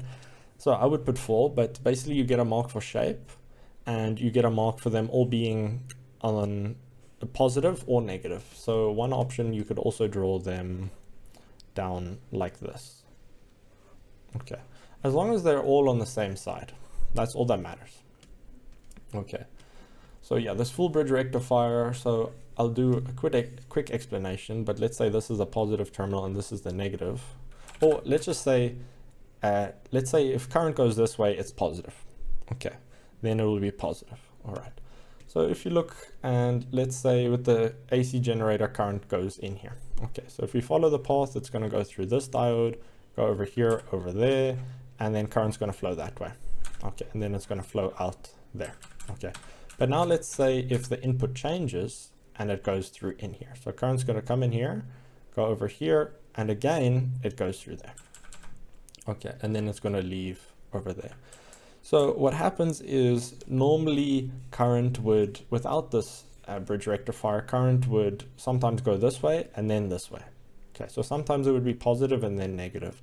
But as I've shown you with this full bridge rectifier, current always goes this way. So if we choose a side to be positive and negative, then current will always be positive. Okay, but remember this, the actual input changes. Okay, so the actual current input looks like this. If you had to measure it, the actual current input looks like this. Okay, for current. So that's how AC works. So it's not a constant current. So it starts at a minimum, goes to a maximum, goes back, changes direction. Okay. But if we look at current that we deal with normally, direct current, if this is, let me use a different color. So normally what we'll deal with is something like this, where current is just constant, like maybe 10 amps. But what happens here in alternating current, it starts at 0, goes to 10, goes back to 0, then goes negative 10. All right. So yeah, but again, I'm giving you a bunch of explanations, right? But remember, you can kind of just memorize this from full bridge rectification. This is what full bridge rectification does. So I explained some of the thinking if you were a bit confused, but again, everything that I've shown here is just theory. You can literally memorize this thing over here.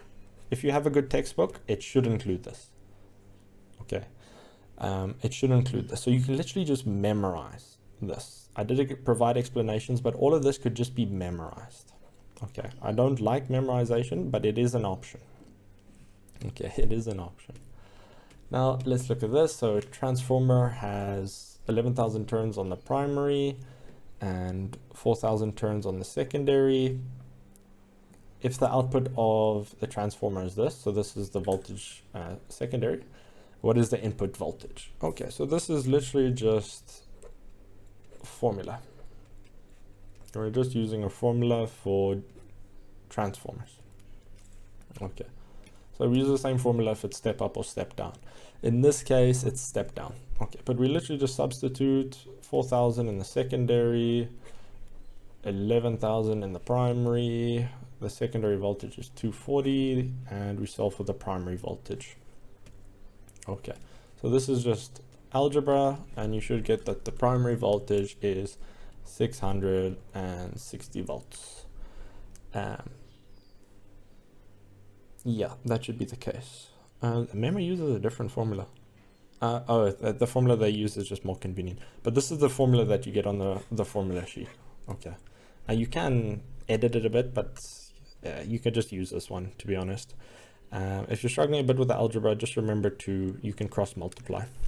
So let me just confirm this answer in the calculator. We should be getting 660 volts, which we do.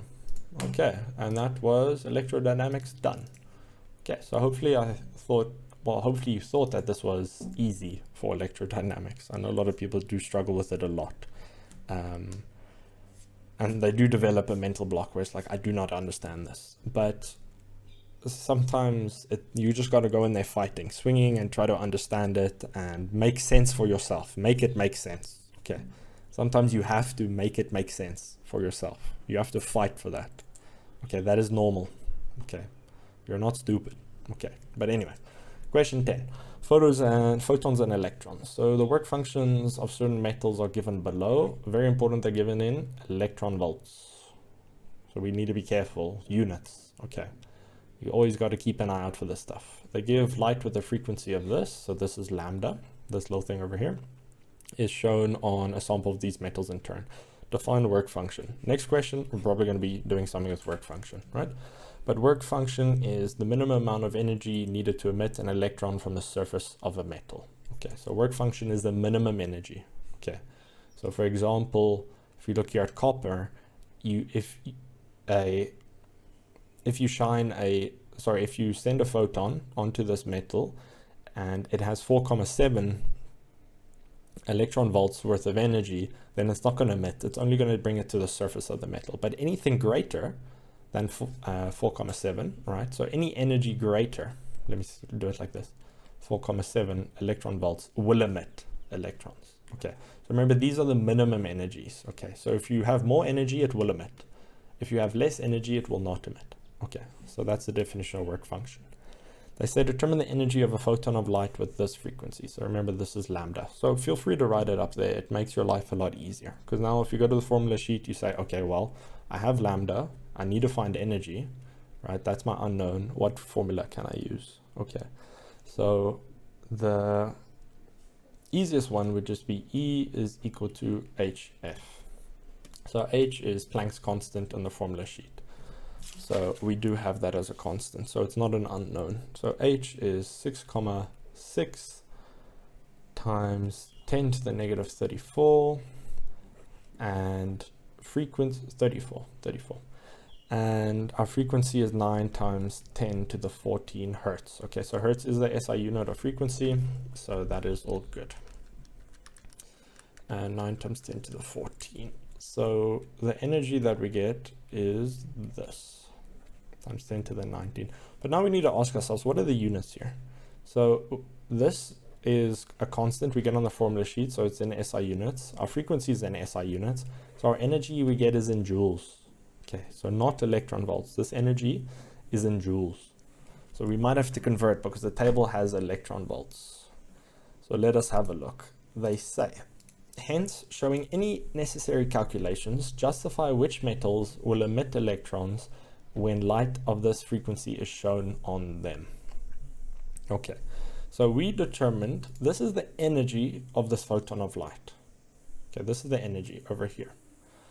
So what we need to do is we need to convert that energy into electron volts. Okay, you have another option where you can convert all of these to joules, but obviously converting 1 is easier and quicker than converting 4.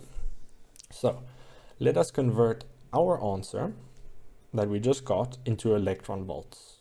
Okay, so our answer was 5,94 times 10 to the minus 19 joules. Okay, and then you'll see in the front of your formula sheet, the physical constants table, the last row is an electron volt. Okay, so 1 electron volt. So 1 electron volt. Okay, or let's do it this way. You can say that 1,6 times 10 to the 19 joules is 1 electron volt. Okay, so essentially it is a ratio, and you can say, okay, well, I have 5,94 times 10 to the minus 19 joules. How many electron volts do I have? Okay, and then you can solve for this x. So essentially it's a ratio thing, but essentially what we're going to do with this answer is we're literally just going to divide it by 1,6 times 10 to the minus 19. Okay, if you get stuck, feel free to use the ratio. Okay, so if we do that and we convert, we should get 3,71 electron volts. 5,94 times 10 to the minus 19 divided by 1,6 times 10, yeah. So 3,71 electron volts. So, all right, so we've converted the energy, but make sure we answer the question. We have to say justify which metals will emit electrons. Okay, so remember, this is our energy. Okay, for us to emit, we need to be greater than the work function. So do you see for aluminium, 3,71 is less than 4,3. So aluminium will not emit, we will not emit electrons from the surface from this metal. Calcium, 3,7 is greater than this, right? So 3,71 is greater. So then we will emit from calcium electrons. Copper, 3,7 is not greater than that. And sodium, we are greater than that. Okay, so we can say that therefore is calcium, we will emit electrons from calcium and sodium. And the reason is that the energy of our photon is greater than the work function. Okay, obviously this would be in words, but you'd say that the calcium and sodium will emit electrons because the work functions are lower than the energy of light. Or you could say the energy of the light of this photon is greater than the work function, but again in words. Okay, in words. They now say the intensity of the light is halved. Intensity, explain which metals will emit electrons now. Okay, so intensity is basically just how many electrons, if here's the surface of our metal. Okay, well, here's our metal, and over here our photons are just raining down. Okay, so our photons are raining down. So intensity is just the number of photons. Okay, if the intensity is halved, let me put 4. The intensity is half now. If there were 4 before and we half the intensity, now 2.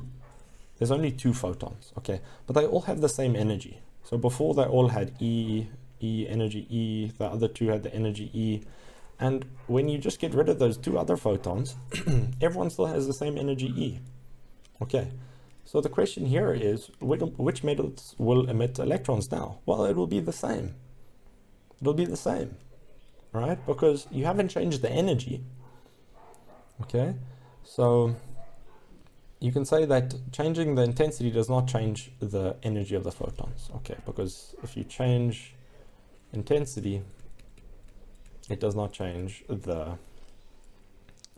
energy. So changing intensity does not change energy. Okay, let me rather write change. Does not change energy. Okay. Now they say light with a wavelength of this is shown on a sample of sodium metal. So here, this is wavelength. Okay. Where did we deal with wavelength before? Okay, I was very wrong earlier. Okay, my apologies, my apologies. This is a frequency. This is an F. Okay, I don't know why, I don't know why that was lambda. So frequency is F, okay. And in our question here, this wavelength is lambda. Okay, sorry about that. All right, I will leave a little note before, but anyways. So we have this now, and they say it's shown on a sample of sodium metal. Okay, so we're gonna have to use the work function for sodium. They say determine the maximum velocity of the electrons that this light ejects. Okay, so if we're talking about velocity of electrons or kinetic energy of electrons, we're going to be using this. Energy is equal to work function plus EK max. All right, so we have the wavelength, so we will be able to work out the energy of our light. The work function of sodium we get from the table. We're going to have to convert that to joules though. And we're going to then be able to solve for the kinetic energy of the electrons. Okay. And the reason we need the kinetic energy of the electrons is because eventually we're going to have to be using this formula where EK max is equal to a half mv squared max. Okay. And remember, this mass is the mass of electron, but you'll see how we tackle that now. Okay. So I would recommend let's work with the energy of this photon. Okay, so the energy of this photon, what we can do is we can use this formula hc over lambda. Okay, if we substitute h, so that is 6,6 times 10 to the negative 34, that is a constant on your formula sheet, and speed of light is about 30 million meters per second. How much is that? 300 million meters per second. Okay, I forget, it's 300,000 kilometers a second, roughly, in a vacuum. But anyways, and lambda is 420 nanometers times 10 to the minus 9. Okay, so if we do that, we get the energy of this photon, and we get 3 times 10 to the 8 divided by 420 times 10 to the minus 9. So the energy is this. I would recommend keep this in your calculator. Okay, so don't round. 7,1 times 10 to the minus 19 joules. Okay, so I'm showing it rounded, but we're going to keep it as ounce in our calculator. Okay, then this work function of sodium. So here's sodium. The work function is given in electron volts. We just got our energy in joules. So let us convert this work function into joules. So what we're going to do there is you just times by 1,6 times 10 to the minus 19. Okay, it's on your formula sheet. It's this one over here. You just times by that. So then we know that the work function, I'll write it up here. The work function of sodium is then, if we take this value 2.3 times by 1.6 times 10 to the minus 19, it is now 3,68 times 10 to the minus 19 joules.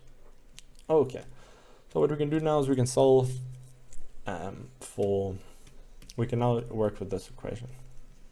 Okay, so this one should actually technically be kind of down here. All right, so we have the energy of our photon, 4,71 times 10 to the minus 19 is equal to our work function, which is 3,68 times 10 to the minus 19 plus EK max. This is what we're trying to find out.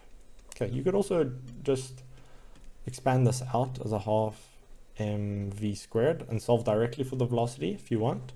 But I find this is probably going to be, you're going to be less prone to mistakes if you do it separately like this. Okay, so remember this answer we should keep in our calculator. Okay, so we take that answer and we minus 3.68 times 10 to the minus 19. Okay, so for EK max, we get 1,03 times 10 to the minus 19 joules. All right, now what we're going to have to do is I'm going to work over here. We're going to apply, not that, we're going to apply this formula over here. So now what we do is we just apply this formula over here. So we just substitute everything we know. So we know EK max is this, a half times the mass. Well, we're dealing with electrons, so we need the mass of the electrons, which is on our formula sheet. 9,1 times 10 to the negative 31 times by v squared. Okay, and then if you do the algebra, what you should get for the velocity is 9.1 times minus 31. You should be getting this for your velocity. So again, this answer, don't round over here. I would recommend not rounding. Okay, you should be getting 2,27 times 10 to the 11 meters per second. 4,77. Ah, okay, wait. I forgot to square root. So this is not the answer. So the answer is actually this. It's 476,776,20. Okay. The memo leaves it in scientific notation. The memo leaves it as 4,77 times 10 to the 1, 2, 3, 4, 5 times 10 to the 5. Okay, meters per second. All right, so one little note here is if you don't want to, if you're worried about rounding as you go and that giving you some issues, what you can do is do everything in one step. Okay, let me show you how. We use this equation, and what we do is we expand everything out. So again, here, this is a wavelength. So we know the formula for energy of a photon is E is equal to, we know that it is hc over lambda. The work function, we're going to substitute in now, and this is a half mv squared.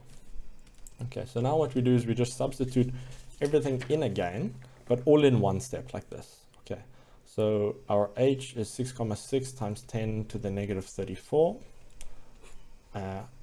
times c, which is 3 times 10 to the 8, all over 420 times 10 to the negative 9 nano. And that is equal to our work function. I forget what it was, but I'm going to write it as, what you could honestly do is even just do it here. We could say 2,3 times by 1,6 times 10 to the minus 19. Okay, you can convert it directly over here, because remember this value we just times by 1,6 times 10 to the minus 19, plus a half times by the mass of an electron, 9,1 times 10 to the negative 31 times by v squared. Okay, so now what you do is you literally just do all the algebra in over here.